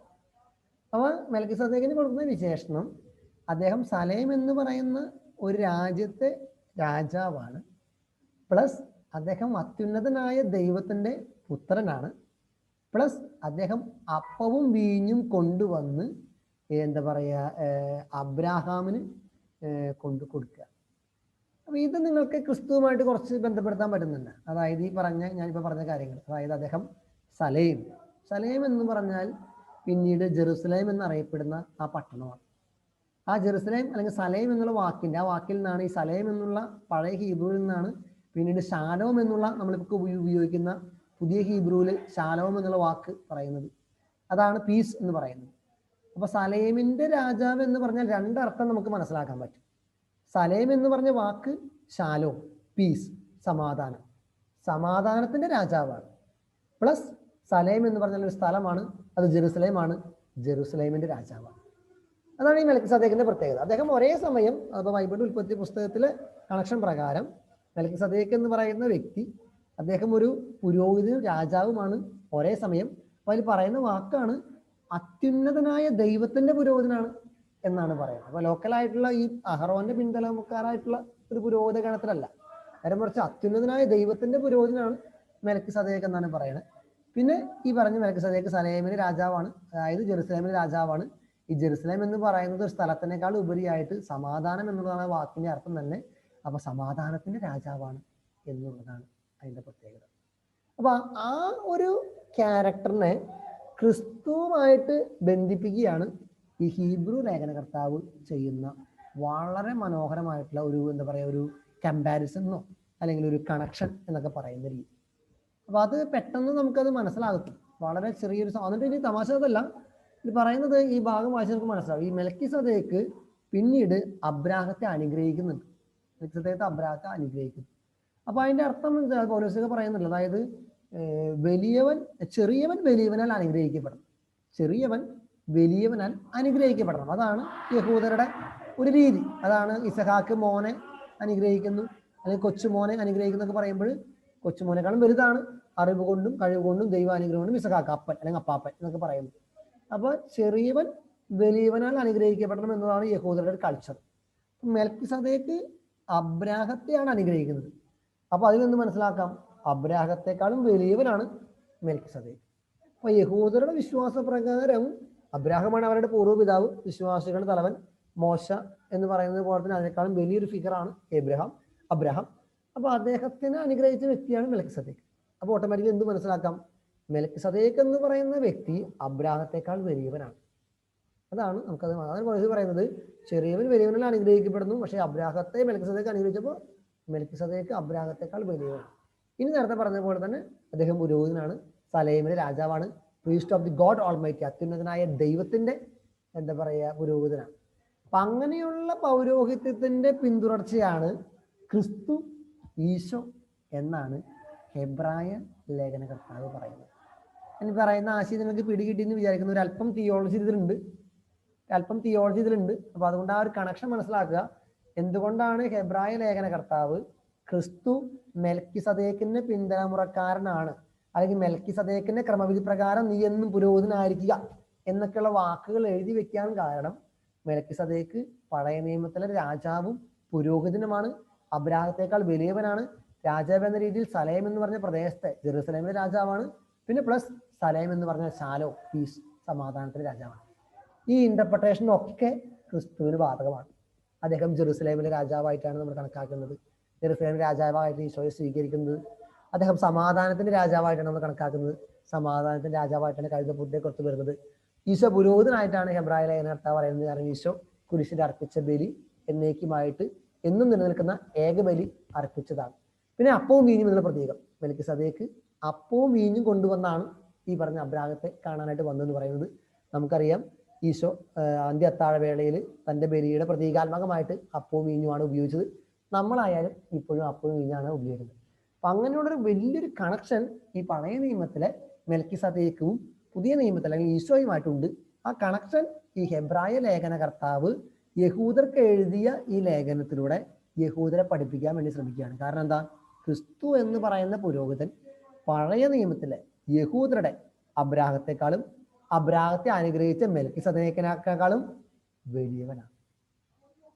അതുകൊണ്ട് നിങ്ങൾ തിരഞ്ഞെടുത്തിരിക്കുന്ന ഈ പുതിയ മാർഗം എന്ന് പറയുന്നത് നിങ്ങൾ ഉപേക്ഷിച്ചു പോകുന്ന യഹൂദ മതത്തെക്കാളും എന്തുകൊണ്ടും ശ്രേഷ്ഠമാണ്.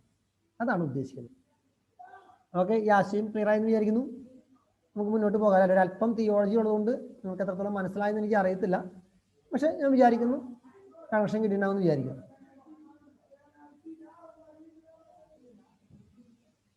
ആരെങ്കിലും മറുപടി പറയാമോ?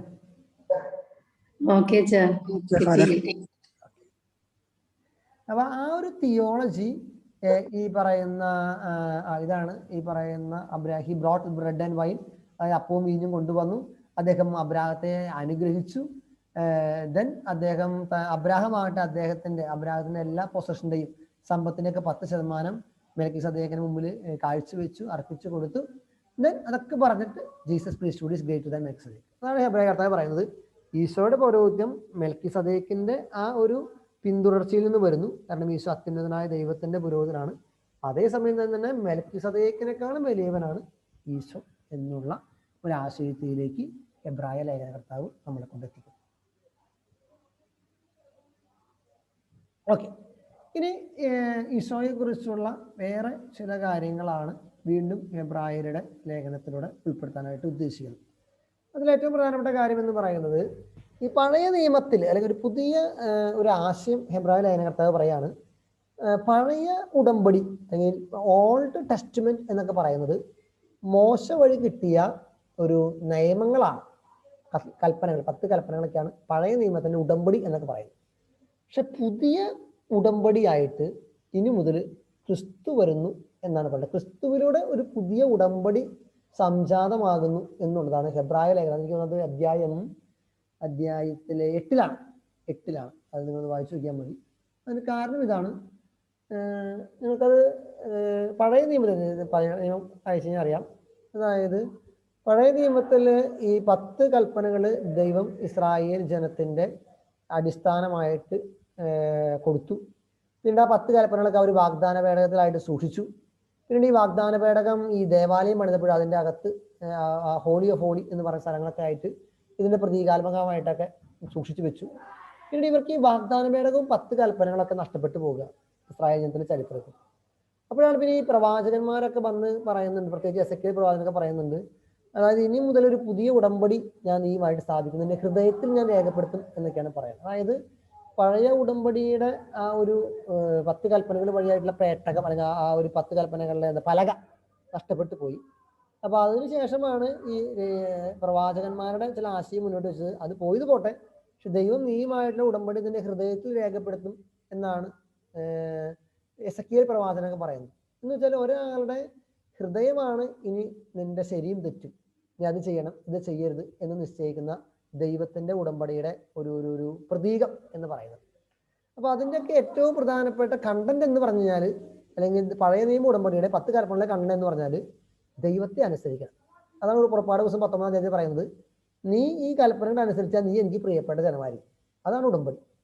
അതായത് ഇസ്രായേൽ ജനമായിട്ടുള്ള ഓൾഡ് ടെസ്റ്റ്മെന്റ് അല്ലെങ്കിൽ ഓൾഡ് ഉടമ്പടി, പഴയ ഉടമ്പടി എന്ന് പറഞ്ഞാൽ കുറെ 10 കൽപ്പനകൾ കൊടുത്തു, അത് അനുസരിക്കുക എന്നുള്ളതാണ് ആ ഉടമ്പടിയുടെ എന്താ പറയുക അൾട്ടിമേറ്റ് കാതൽ എന്ന് പറഞ്ഞാൽ കണ്ടന്റ്, മെയിൻ കണ്ടന്റ്. ഇനി പുതിയ നിയമത്തിലേക്ക് വരുമ്പോൾ പറയുന്നത്, ഈ ഈശോ എന്ന് പറയുന്ന വ്യക്തി കുരിശിൽ കിടന്നുകൊണ്ട് പൂർണ്ണമായിട്ടും ദൈവത്തിന് ഒബീഡിയന്റ് ആയിട്ട് അനുസരിച്ചുകൊണ്ട് ദൈവഹിതത്തിന് കീഴ്വഴങ്ങി മരിച്ചു എന്നുള്ളതാണ്. അപ്പൊ അതുകൊണ്ട് എന്തായി, പുതിയ നിയമത്തിലെ ന്യൂ മീഡിയേറ്റർ, പഴയ നിയമത്തിലെ മീഡിയേറ്റർ അല്ലെങ്കിൽ മീഡിയേഷൻ ഉടമ്പടി എന്നൊക്കെ പറയുന്നത് മോശ വഴി കിട്ടിയ 10 കൽപ്പന. പുതിയ നിയമത്തില് പുതിയ മീഡിയേറ്റർ മധ്യസ്ഥനായിട്ട് ജീസസിനെ ഈ ഹെബ്രായ ലേഖനകർത്താവ് അവതരിപ്പിക്കുകയാണ്. ഇനി അത് മാത്രമല്ല, ഈശോ ബലി അർപ്പിക്കുകയാണ്. ആ ബലി അർപ്പിക്കുന്നത് എന്താണ്? ബലി അർപ്പിക്കുന്നത് അദ്ദേഹം തന്നെ ബലി അർപ്പകനും ബലി വസ്തുവുമായിട്ട് മാറും. അതുകൊണ്ട് ആ ബലി അർപ്പണത്തിന് ഒരു പുതിയ രീതിയാണ്. പഴയ രീതിയിലുള്ള ബലി അർപ്പണത്തിന് പ്രസക്തിയില്ല. ഏത് ആടുകളുടെയും കാളക്കിടാങ്ങളുടെയും ബലി കൊണ്ടുള്ള, രക്തം കൊണ്ടുള്ള ബലി അർപ്പണത്തിന് ഇനി പ്രസക്തിയില്ല. ആ കാലഘട്ടം കഴിഞ്ഞു. ഇനി പുതിയ ബലിയർപ്പണമാണ്. അതാണ് 9-ാമത്തെ അധ്യായത്തിൽ നിങ്ങൾ വായിച്ചു നോക്കുക. ഈ ഹീബ്രുയുടെ പുസ്തകം ഒന്ന് വായിച്ചു നോക്കുന്നത്. അതായത് അടുത്ത ക്ലാസ്സിന് മുൻപായിട്ട് ഈ പുസ്തകം ഒന്ന് വായിച്ചു നോക്കുക. ആ വായിക്കുമ്പോൾ ഞാൻ ഈ പറയുന്ന ആശയങ്ങൾ നിങ്ങളുടെ മനസ്സിൽ വെച്ചുകൊണ്ട് വായിച്ചാൽ കുറച്ചും കൂടി നല്ലതാണ്. ഇതില് ഈ പുതിയ ബലി അർപ്പണത്തിൽ ക്രിസ്തുവാണ് പുരോഹിതൻ, ക്രിസ്തു തന്നെയാണ് ബലി വസ്തു. ബലി അർപ്പകനും ബലി വസ്തുവും ക്രിസ്തു തന്നെയാകുന്നു എന്നുള്ള ഒരാശയം ഹെബ്രായ ലേഖനകർത്താവ് യഹൂദർക്ക് മനസ്സിലാകത്തക്ക രീതിയിൽ അവതരിപ്പിക്കുകയാണ്. എന്ന് പറയാണ്, he offered single and everlasting sacrifice, ഏകവും നിത്യവുമായ ബലി. ഏകമായ ബലി എന്നേക്കുമായി അവൻ അർപ്പിച്ചു. ഒരു ബലിയാണ് ക്രിസ്തു അർപ്പിച്ചത്, പക്ഷെ അത് എന്നേക്കുമായിട്ടുള്ള ബലിയാണ് ക്രിസ്തു അർപ്പിച്ചത്. അപ്പൊ ആ ആശയമൊക്കെ പിന്നീട് നമ്മുടെ തിയോളജിയിൽ, നമ്മുടെ ദൈവശാസ്ത്രത്തിൽ, പ്രത്യേകിച്ച് അച്ഛന്മാർക്കൊക്കെ പട്ടം കൊടുക്കുന്ന ശുശ്രൂഷയിലും ആ പ്രാർത്ഥനകളിലും ആ തിരുക്കർമ്മങ്ങളിലൊക്കെ ഈ വാക്കുകൾ ഇടയ്ക്കിടയ്ക്ക് വരും. നിങ്ങളത് നിങ്ങൾ കണ്ടിട്ടില്ല, അത് നിങ്ങൾക്ക് അധികം പരിചയം ഉണ്ടാവില്ല. പക്ഷെ അതിൻ്റെയൊക്കെ ആശയം പ്രധാനമായിട്ട് എടുത്തിരിക്കുന്നത് ഈ ഹെബ്രായ ലേഖനകർത്താവിൻ്റെ തിയോളജിയിൽ നിന്നാണ്, ദൈവശാസ്ത്രത്തിൽ നിന്നാണ്. ക്രിസ്തുവിനെ പുരോഹിതനായിട്ടും ക്രിസ്തുവിനെ ബലി അർപ്പകനായിട്ടും ബലി വസ്തുവായിട്ടും ഏക ബലിയർപ്പകനായിട്ടും എന്നേക്കും നിലനിൽക്കുന്ന ബലിയർപ്പകനൊക്കെ ആയിട്ടും ആ ബലിയായിട്ടൊക്കെ ഹെബ്രായ ലേഖനകർത്താവ് അവതരിപ്പിക്കുന്നു. ആ അവതരിപ്പിക്കുന്നതിൻ്റെ ബേസിക് ഐഡിയോളജി അല്ലെങ്കിൽ ആശയ ആഗ്രഹം എന്ന് പറയുന്നത് യഹൂദ ജനത്തിന് അത്രയും നാൾ അവരുടെ ജീവിതത്തിന്റെ ഒരു പ്രധാനപ്പെട്ട ഭാഗമാണ് ഈ ജെറുസലേം ദേവാലയവും അവിടെ നടക്കുന്ന ബലിയർപ്പണവും. അപ്പൊ ആ ജെറുസലേം ദേവാലയത്തിലേക്കും അവിടെ നടക്കുന്ന ബലിയർപ്പണത്തിലേക്കും നിങ്ങൾ പോകേണ്ട ആവശ്യമില്ല. അതിനേക്കാളും നല്ല ബലി ക്രിസ്തു ഇവിടെ അർപ്പിച്ചു കഴിഞ്ഞു. ഏത്? അപ്പവും മീനും ഉപയോഗിച്ച് മെൽക്കിസദേക്കിന്റെ പിന്തുടർച്ച അവകാശ പ്രകാരം അവൻ എന്നേക്കുമായിട്ടുള്ള ബലി അർപ്പിച്ചു കഴിഞ്ഞു. നമ്മൾ ആ ബലിയിൽ പങ്കു പറ്റുന്നു എന്നുള്ളതാണ് ജെറുസലേമിൽ പ്രധാന പുരോഹിതൻ അർപ്പിക്കുന്ന കാളക്കിടാക്കളുടെ രക്തം കൊണ്ടുള്ള ബലിയേക്കാളും പ്രധാനപ്പെട്ടത്. അതുകൊണ്ട് നീ വീണ്ടും ഇനി ജെറുസലേം ദേവാലയത്തിലെ ബലിയിൽ പങ്കെടുക്കാൻ വേണ്ടി പോകേണ്ട ആവശ്യം. അതാണ് ആ ലേഖനകർത്താവിന്റെ അൾട്ടിമേറ്റ് എയിം എന്ന് പറയുന്നത്. അത് അവതരിപ്പിക്കാൻ വേണ്ടിയിട്ടാണ് ഈ പുതിയ മീഡിയേറ്ററെയും പുതിയ ബലിയെയും ഈശോ പ്രധാന പുരോഹിതനാണെന്നും അർപ്പകനും ബലിവസ്തുവാണെന്ന ആശയമൊക്കെ അദ്ദേഹം ഹൈലി തിയോളജിക്കലി ഇന്റലക്ച്വലി ഈ യഹൂദർക്ക് ഈ ലെറ്റർ ടു ഹീബ്രൂസിലൂടെ അവതരിപ്പിക്കുന്നത്. ഓക്കെ, ഇത്രയും നേരം ഞാൻ പറഞ്ഞത് ഇതിന്റെ പ്രധാനപ്പെട്ട കണ്ടന്റുകളാണ്. ആ കണ്ടന്റിൽ ഒരല്പം തിയോളജി ഉണ്ട്. അത് നിങ്ങൾക്ക് മനസ്സിലാക്കുക മാത്രം നിവർത്തിയുള്ള വേറെ രക്ഷയില്ല. കാരണം അതൊരല്പം, അതുകൊണ്ടാണ് ഇന്നത്തെ ക്ലാസ് മുഴുവനായിട്ട് ഈ ലെറ്റർ ടു ഹീബ്രൂസിന് നമ്മൾ മാറ്റി വയ്ക്കാൻ കാരണം തന്നെ ആ ലെറ്ററിന്റെ ഒരു കാഠിന്യം കൊണ്ടാണ്, അതിന്റെ ഗൗരവം കൊണ്ടാണ്. ഇനി കുറച്ച് കഴിയുമ്പോൾ ഈ ലെറ്ററിന്റെ ഈ 10ാമത്തെ അധ്യായത്തിലൊക്കെ എന്നേക്കുമായിട്ടുള്ള ഏകബലിനെ കുറിച്ചൊക്കെ തന്നെയാണ് പറയുന്നത്. നിങ്ങൾ വായിച്ചു നോക്കിയാൽ മതി. പിന്നീട് 11ാം അധ്യായത്തിലേക്ക് വരുമ്പോൾ നിങ്ങൾക്ക് എപ്പോഴും പരിചയമുള്ള ഒരു അധ്യായമാണ് ഹീബ്രു 11ാം അധ്യായം. അതിന്റെ സംഭവം വെച്ചാൽ അവിടെ ഹീബ്രു ലേഖനകർത്താവ്, അപ്പൊ ഈ ഹെബ്രായ ലേഖനം പൗലോസിൻ്റെതാണെന്ന് തെറ്റിദ്ധരിക്കാനായിട്ടുള്ള അല്ലെങ്കിൽ അങ്ങനെ ചിന്തിക്കാനായിട്ട് ഒരു കാര്യം, ഈ ഫെയ്ത്ത് എന്ന് പറയുന്ന ഒരു ആശയം ഹെബ്രായ ലേഖനത്തിൽ 11ാം അധ്യായത്തിലൊക്കെ ഒരുപാട് അവതരിപ്പിക്കുന്നത്. പൗലോസ്ലിയുടെ പ്രധാനപ്പെട്ട ഒരു ആശയമാണ് നിങ്ങൾ നേരത്തെ പഠിച്ചിട്ടുണ്ടാവില്ല, ഫെയ്ത്ത് എന്ന് പറയുന്നത്. പുള്ളി ഏത് ലെറ്റർ എഴുതാനും എവിടെയെങ്കിലൊക്കെ ഈ വിശ്വാസപരമായിട്ട് കാര്യങ്ങളെ സൂചിപ്പിച്ചിട്ടുണ്ട്. അപ്പൊ അങ്ങനെ ഈ ലെറ്ററിലുള്ളതുകൊണ്ടാണ് ഇത് പൗലോസ്ലിയുടെ ആയിരിക്കാം എന്നുള്ള ഒരു ആശയം ചിന്താരീതിയൊക്കെ വന്നത്. ഈ 11ാം അധ്യായത്തിൽ നമ്മൾ ഇപ്പോഴായാലും ഏത് ഈ ലെറ്റർ എഴുതിയ കാലഘട്ടം മുതൽ ഇപ്പോൾ ഈ 21ാം നൂറ്റാണ്ടിൽ ആയാൽ പോലും എന്താണ് വിശ്വാസം എന്നൊരു ക്രിസ്ത്യാനിയുടെ അടുത്ത് ചോദിക്കുമ്പോൾ നമുക്ക് കൊടുക്കാൻ പറ്റുന്ന ഒരു ഡെഫിനേഷൻ, നമ്മൾ കൊടുത്തുകൊണ്ടിരിക്കുന്ന ഒരു ഡെഫിനേഷൻ എന്ന് പറയുന്നത് ഈ 11ാം അധ്യായം, ഞാനത് ലെറ്റർ ഹീബ്രു 1:1 കേട്ടോ, ഞാൻ തെറ്റിപ്പോയി, എനിക്ക് ഹീബ്രു 11:1 എബ്രായർക്കുള്ള ലേഖനം 11ാം അധ്യായം 1-ാം വാക്യം. അതായത് വിശ്വാസം എന്നത് പ്രത്യാശിക്കുന്നവ ലഭിക്കുമെന്നുള്ള ഉറപ്പും കാണപ്പെടാത്തവ ഉണ്ട് എന്നുള്ള ബോധ്യമാണ്. Faith is the assurance of things hoped for and the convictions of things not seen. നിങ്ങൾ പരീക്ഷയ്ക്ക് എഴുതുമ്പോൾ നിങ്ങൾ മലയാളത്തിലോ ഇംഗ്ലീഷിലോ നിങ്ങൾക്ക് എഴുതാം കേട്ടോ. ഞാൻ ഈ പവർ പോയിന്റ് തയ്യാറാക്കാൻ എളുപ്പം എനിക്ക് ഇംഗ്ലീഷ് ആയതുകൊണ്ട് ഞാൻ അങ്ങനെ എഴുതി വെച്ചു എന്ന് മാത്രമേ ഉള്ളൂ. എന്താണ് ഫെയ്ത്ത്, വിശ്വാസം എന്നുള്ളതെന്ന് ചോദിക്കുമ്പോൾ നിങ്ങൾക്ക് ഐതർ മലയാളത്തിലോ ഇംഗ്ലീഷിലോ പരീക്ഷയ്ക്ക് മറുപടി എഴുതാം. അതിൽ തന്നെ കുഴപ്പമുള്ള കാര്യമല്ല. മനസ്സിലാക്കേണ്ട കാര്യം, ഈ ഹീബ്രു ലേഖനകർത്താവ് 11ാം അധ്യായത്തിൽ ഈ വിശ്വാസത്തിന് ഒരു ഡെഫിനേഷൻ കൊടുക്കുന്നു. ദെൻ ഒരു വിശ്വാസത്തിൻ്റെതായിട്ടൊരു ഹിസ്റ്ററി അവതരിപ്പിക്കുകയാണ്. അതായത് യഹൂദരുടെ വിശ്വാസം അവർക്ക് എവിടെ നിന്ന് കിട്ടി, എന്താണ് വിശ്വാസം, എങ്ങനെയാണ് അത് തലമുറകൾ തോറും കൈമേൽ വന്നിരിക്കുന്നത്. അപ്പൊ അതിലുള്ള ചില പ്രധാനപ്പെട്ട കഥാപാത്രങ്ങളെ അവരിങ്ങനെ അവതരിപ്പിച്ചുകൊണ്ട് ഹെബ്രായ ലേഖനകർത്താവ് ഈ യഹൂദ ക്രിസ്ത്യാനികളെ ഒന്ന് ഉജ്ജ്വലിപ്പിക്കുകയാണ്. കാരണം നിങ്ങൾക്ക് കിട്ടിയിരിക്കുന്ന ഫെയ്ത്ത് എന്ന് പറഞ്ഞാൽ ചില്ലറ ഫെയ്ത്ത് അല്ല, അത് ഇന്ന ആൾക്കാരിലൂടെ Abel, Abraham, Joseph, Moses, Rahab, Samson, Jephthah, Samuel, ഒരുപാട് പേരുടെ കഥാപാത്രങ്ങളുടെ പേരുകൾ ആ 11ാം അധ്യായത്തിൽ പറയുന്നുണ്ട്. അവരുടെയൊക്കെ വിശ്വാസത്തിന്റെ പ്രാധാന്യം, ആ വിശ്വാസം അവരെ നീതീകരിച്ചതും ആ വിശ്വാസം അവരെ രക്ഷയിലേക്ക് നയിച്ചതുമായിട്ടുള്ള ഒരുപാട് കാര്യങ്ങൾ, അത് നിങ്ങൾ ആ 11ാം അധ്യായം ഒന്ന് വായിക്കുന്നത് നല്ലതാണ്. പിന്നെ ഇത് മാത്രമല്ല, ഈ ഇത്തരം ആൾക്കാരുടെ പേരുകൾ മാത്രമല്ല, പിന്നെയും ഗിദയോനുണ്ട്, ബാറക്കുണ്ട്, അങ്ങനെയുള്ള ഒരുപാട് കഥാപാത്രങ്ങളെ യഹൂദരുടെ ലൈഫിൽ അവരുടെ മതവിശ്വാസം അനുസരിച്ച് വളരെ പ്രധാനപ്പെട്ടതായി കരുതുന്ന ഏതാനും കഥാപാത്രങ്ങളെ ഈ ഹെബ്രായ ലേഖനകർത്താവ് ബോധപൂർവം അവിടെ കൊണ്ടുവന്ന് അവതരിപ്പിക്കുന്നുണ്ട്. ഈ എന്താണ് വിശ്വാസം എന്ന് തൻ്റെ ലേഖനം വായിക്കുന്നവരെ പഠിപ്പിക്കാനായിട്ട്.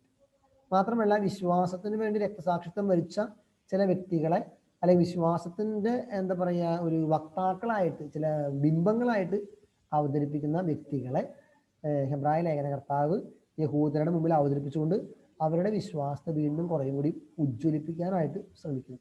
അപ്പൊ അതിനൊരു 5-6 പേരെങ്കിലും നിങ്ങൾ എന്തായാലും പഠിച്ചിട്ടുണ്ടാവണം. അടുത്ത ആഴ്ച ഞാൻ ചോദിക്കും, ഈ ഹെബ്രായ ലേഖനകർത്താവ് വിശ്വാസത്തിന്റെ പ്രതീകങ്ങളായിട്ട് സൂചിപ്പിക്കുന്ന പ്രധാനപ്പെട്ട ചില കഥാപാത്രങ്ങൾ. ഓക്കെ, ഇവരുടെയൊക്കെ കഥ നിങ്ങൾക്ക് ഏകദേശം അറിയാമെന്ന് വിചാരിക്കുന്ന. ആബേൽ ആരാന്നറിയാം, കായേൽ ആബേലിന്റെ സ്റ്റോറി. കായേൽ ആബേലിനെ കൊന്നു, നല്ല ബലിയർപ്പിച്ചത് ആബേലാണ്. അബ്രാഹത്തെ കുറിച്ച് പ്രത്യേകിച്ച് പറയേണ്ട ആവശ്യമില്ല, വിശ്വാസികളുടെ പിതാവാണ്, വിശ്വാസം മൂലം നീതീകരിക്കപ്പെട്ട ആളാണ്, സാറയുടെ ഭർത്താവാണ്, പൂർവ്വപിതാവാണ്. ജോസഫിനെ കുറിച്ച് നിങ്ങൾക്ക് അറിയാമെന്ന് വിചാരിക്കുന്നു. യാക്കോബിന്റെ 12 മക്കളിൽ യാക്കോബിന് ഇഷ്ടപ്പെട്ട മകനായിരുന്നു ജോസഫ്. അദ്ദേഹം ഈജിപ്തിലെത്തിയ കഥയൊക്കെ നിങ്ങൾക്കറിയാം. മോസസിനെ കുറിച്ചും പ്രത്യേകിച്ച് പറയേണ്ട ആവശ്യമില്ല, അറിയാം. റാഹബാണ് ചിലപ്പോൾ അധികം പേർക്ക് അറിയാൻ സാധ്യതയില്ലാത്ത കഥാപാത്രം. അത് എന്താ പറയാ, ജെറീക്കയിലെ ഗണിക അല്ലെങ്കിൽ വേശ്യ, പ്രോസ്റ്റിറ്റ്യൂട്ട് എന്ന് പറയുന്ന കഥാപാത്രമാണ്. അതായത് ജോഷുവ ചാരന്മാരെ ജെറീക്കയിലേക്ക് ഉറ്റുനോക്കാനായിട്ട് വിടുമ്പോൾ റാഹബിന്റെ വീട്ടിലാണ് അവൾ ഒളിച്ചു താമസിക്കുന്നത്. അപ്പൊ ദൈവമായ കർത്താവിനോടുള്ള അവളുടെ വിശ്വാസവും പ്രതീക്ഷയും മൂലമാണ് അവൾ ആ ചാരന്മാരെ ഒളിപ്പിച്ച് താമസിക്കുന്നതും പിന്നീട് ഈ പട്ടണം പിടിച്ചെടുക്കുമ്പോൾ തന്നെ രക്ഷിക്കണമെന്നൊക്കെ പറയുന്നത്. അപ്പൊ വിശ്വാസത്തിന്റെ ഒരു പഴയ നിയമത്തിലെ ഒരു വലിയ പ്രതീകമായിട്ട് ഈ വിദേശ വനിത, അവള് ബേസിക്കലി ഇസ്രായേലി യഹൂദയല്ല, എന്നിട്ടും ആ യഹൂദയും ആ യഹൂദയുടെ വിശ്വാസത്തെയും ഉയർത്തി കാണിക്കാറുണ്ട്. അതുകൊണ്ടാണ് അങ്ങനെ റാഹബ് എന്നാണ് സൂചിപ്പിക്കാൻ കാരണം. സാംസനെ അറിയാം, ജെഫ്തേനെ അറിയാം, അവരൊക്കെ ഇവരായിരുന്നു, അവർ ന്യായാധിപന്മാരായിരുന്നു. ജെഫ്ത തന്റെ മകളെ ദൈവത്തിലുള്ള വിശ്വാസം മൂലം ബലിയർപ്പിച്ച കഥയൊക്കെ നിങ്ങൾക്ക് അറിയാമെന്ന് വിചാരിക്കുന്നു. സാമൂഹൽ പ്രവാചകനാണ്, ദാവീദ്, ദാനിയേൽ, അതൊക്കെ നിങ്ങൾക്ക് അറിയാം. അപ്പൊ അവരുടെ കഥകൾ ജസ്റ്റ് ഒന്ന് മനസ്സിലാക്കി വെക്കുക. ഇവരുടെ ഒക്കെ വിശ്വാസത്തെ എടുത്തു പറഞ്ഞുകൊണ്ട് എബ്രായ ലേഖനകർത്താവ് എന്താ പറയാ, ഈശോയിലുള്ള വിശ്വാസത്തെ ഉജ്ജ്വലിപ്പിക്കാനായിട്ട് ശ്രമിക്കും. ഓക്കെ, ഇനി ഇതിന്റെ ജെഫ്ത ആരാന്ന് പറയാവോ? ജെഫ്ത നമുക്ക് അറിയാമെന്ന് വിചാരിക്കുന്നു. ഇസ്രായേലിന് പ്രധാനപ്പെട്ട 13 ന്യായാധിപന്മാരാണ് ഉണ്ടായിരുന്നത്. അതിലൊരാളാണ് ജെഫ്ത. ഏറ്റവും അവസാനത്തെ ന്യായാധിപൻ സാംസനാണ്. ആദ്യത്തെ ന്യായാധിപൻ ഒത്തനേലാണ്. അതിന്റെ ഇടയിൽ വന്ന 13 പേരിൽ ഒരാളാണ് ജെഫ്ത. ജെഫ്ത എനിക്ക് തോന്നുന്നു ഫിലിപ്പിയർക്ക് എഴുതിയത് ഏത് വിഭാഗക്കാർക്കാണ് ഞാൻ ഓർക്കുന്നത്, അമലോക്കിയർക്ക് എതിരാണ്. യുദ്ധം ജയിച്ചു വന്നു കഴിഞ്ഞാൽ, ഞാൻ യുദ്ധം ജയിച്ചു വന്നാൽ ആദ്യം കാണുന്ന വ്യക്തിയെ ബലി അർപ്പിക്കാമെന്നൊക്കെ ദൈവത്തിന് നേർച്ച നേരുന്നു. ദെൻ അദ്ദേഹം യുദ്ധം ജയിച്ചു വരുമ്പോൾ കാണുന്നത് തൻ്റെ പെൺകുട്ടി കുഞ്ഞു മോളാണ് വീടിന്റെ കട്ടൽപ്പടി അവിടെ നിന്നിട്ട് അപ്പനെ എതിരേൽക്കാനായിട്ട് വരുന്നത്. അപ്പൊ ആ ബലി അർപ്പിക്കാനായിട്ട് അദ്ദേഹത്തിന് മടിയുണ്ടെങ്കിൽ പോലും ദൈവമായ കർത്താവിനോട് ചെയ്ത വാഗ്ദാനം നിറവേറ്റാനായിട്ട് സ്വന്തം മോളെ ബലി അർപ്പിച്ചു എന്ന് പറയുന്ന ഒരു ക്യാരക്ടർ ഉള്ളതാണ് ജെഫ്ത. ന്യായാധിപനാണ് എന്ന് മനസ്സിലാക്കുക. ന്യായാധിപന്മാരുടെ പുസ്തകത്തിലാണ് അദ്ദേഹത്തിന്റെ കഥ. ഓക്കെ, ഇനി നമുക്കപ്പോൾ ഈ കൺക്ലൂഷൻ. ഇനി ഹെബ്രായ ലേഖനം, അപ്പൊ ഈ വിശ്വാസികളുടെ വിശ്വാസത്തെ ഉജ്ജ്വലിപ്പിക്കാൻ വേണ്ടിയിട്ട് ഹെബ്രായ ലേഖന കർത്താവ് ഇങ്ങനെ എന്താണ് വിശ്വാസം എന്നും വിശ്വാസികളുടെ ചില ഉയർത്തി കാണിക്കാൻ പറ്റുന്ന ചില മാതൃകകളെ ഈ ലേഖനത്തിൽ കാണിക്കുന്നുണ്ട്. ദെൻ ഇതിൻ്റെയൊക്കെ കൺക്ലൂഷൻ എന്ന് പറയുന്നത്, ഈ ഹെബ്രായ ലേഖനത്തിൻ്റെ ഒക്കെ ഒരു അടിസ്ഥാനപരമായിട്ടുള്ള ഒരു കൺക്ലൂഷൻ എന്ന് പറയുന്നത് നേരത്തെ പറഞ്ഞത് തന്നെയാണ്. അതായത് ക്രിസ്തുവിനെ ഒരു വലിയൊരു കഥാപാത്രമായിട്ട് അവതരിപ്പിക്കും. പറയുന്നത് പഴയ നിയമത്തിൽ മോശയാണ് കൽപ്പനകൾ വഴി സ്വർഗത്തിലേക്കുള്ള വഴി തുറന്നത്. മോശ എന്നാണ് വിശ്വസിക്കുന്നത്. പക്ഷേ ഹെബ്രായ ലേഖന കർത്താവ് പറയാണ് ക്രിസ്തു open the way to heaven. സ്വർഗത്തിലേക്കുള്ള ആ ഒരു കവാടം തുറക്കപ്പെടുന്നത് ക്രിസ്തുവിലൂടെയാണ്, ക്രിസ്തു വഴിയായിട്ടാണ്. ഇനി അതാണല്ലേ പറയുന്നത്, ഏറ്റവും അവസാനത്തെ അധ്യായത്തിൽ പറയുന്നത് യേശു ക്രിസ്തു ഇന്നലെയും ഇന്നും എന്നും ഒരാൾ തന്നെയാണ്. ക്രിസ്തുവിന് മാറ്റമില്ല. അപ്പൊ അവൻ അർപ്പിച്ച ബലി എന്നും നിലനിൽക്കുന്നു, അവൻ എന്നും നിലനിൽക്കുന്നു. പിന്നെ എന്താ, അവൻ ഒരേ ഒരു ബലി അർപ്പിച്ചുള്ളൂ. ആ ഒരു ബലിയർപ്പണവും ആ ഒരു നിലനിൽപ്പുമായിട്ട് അവൻ സ്വർഗത്തിലേക്കുള്ളൊരു വഴി, കവാടം, വാതില് നമുക്ക് തുറന്നു തന്നു.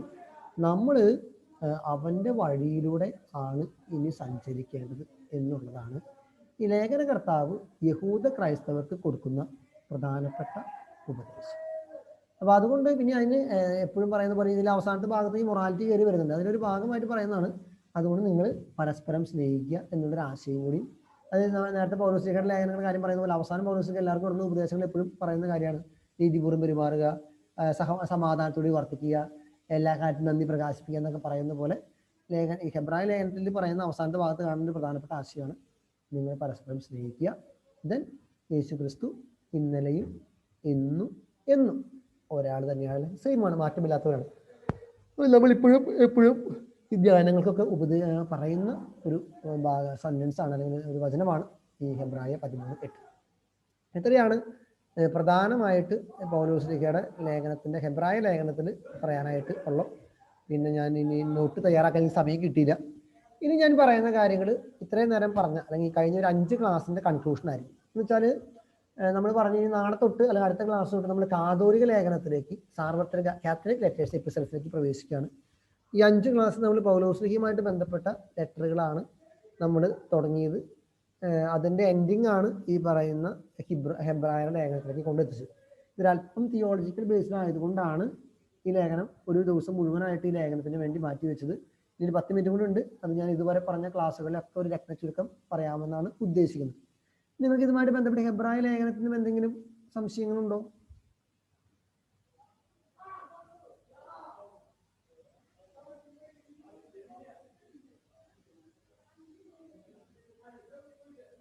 കേൾക്കുന്നുണ്ട? എനക്കൂരില്ല.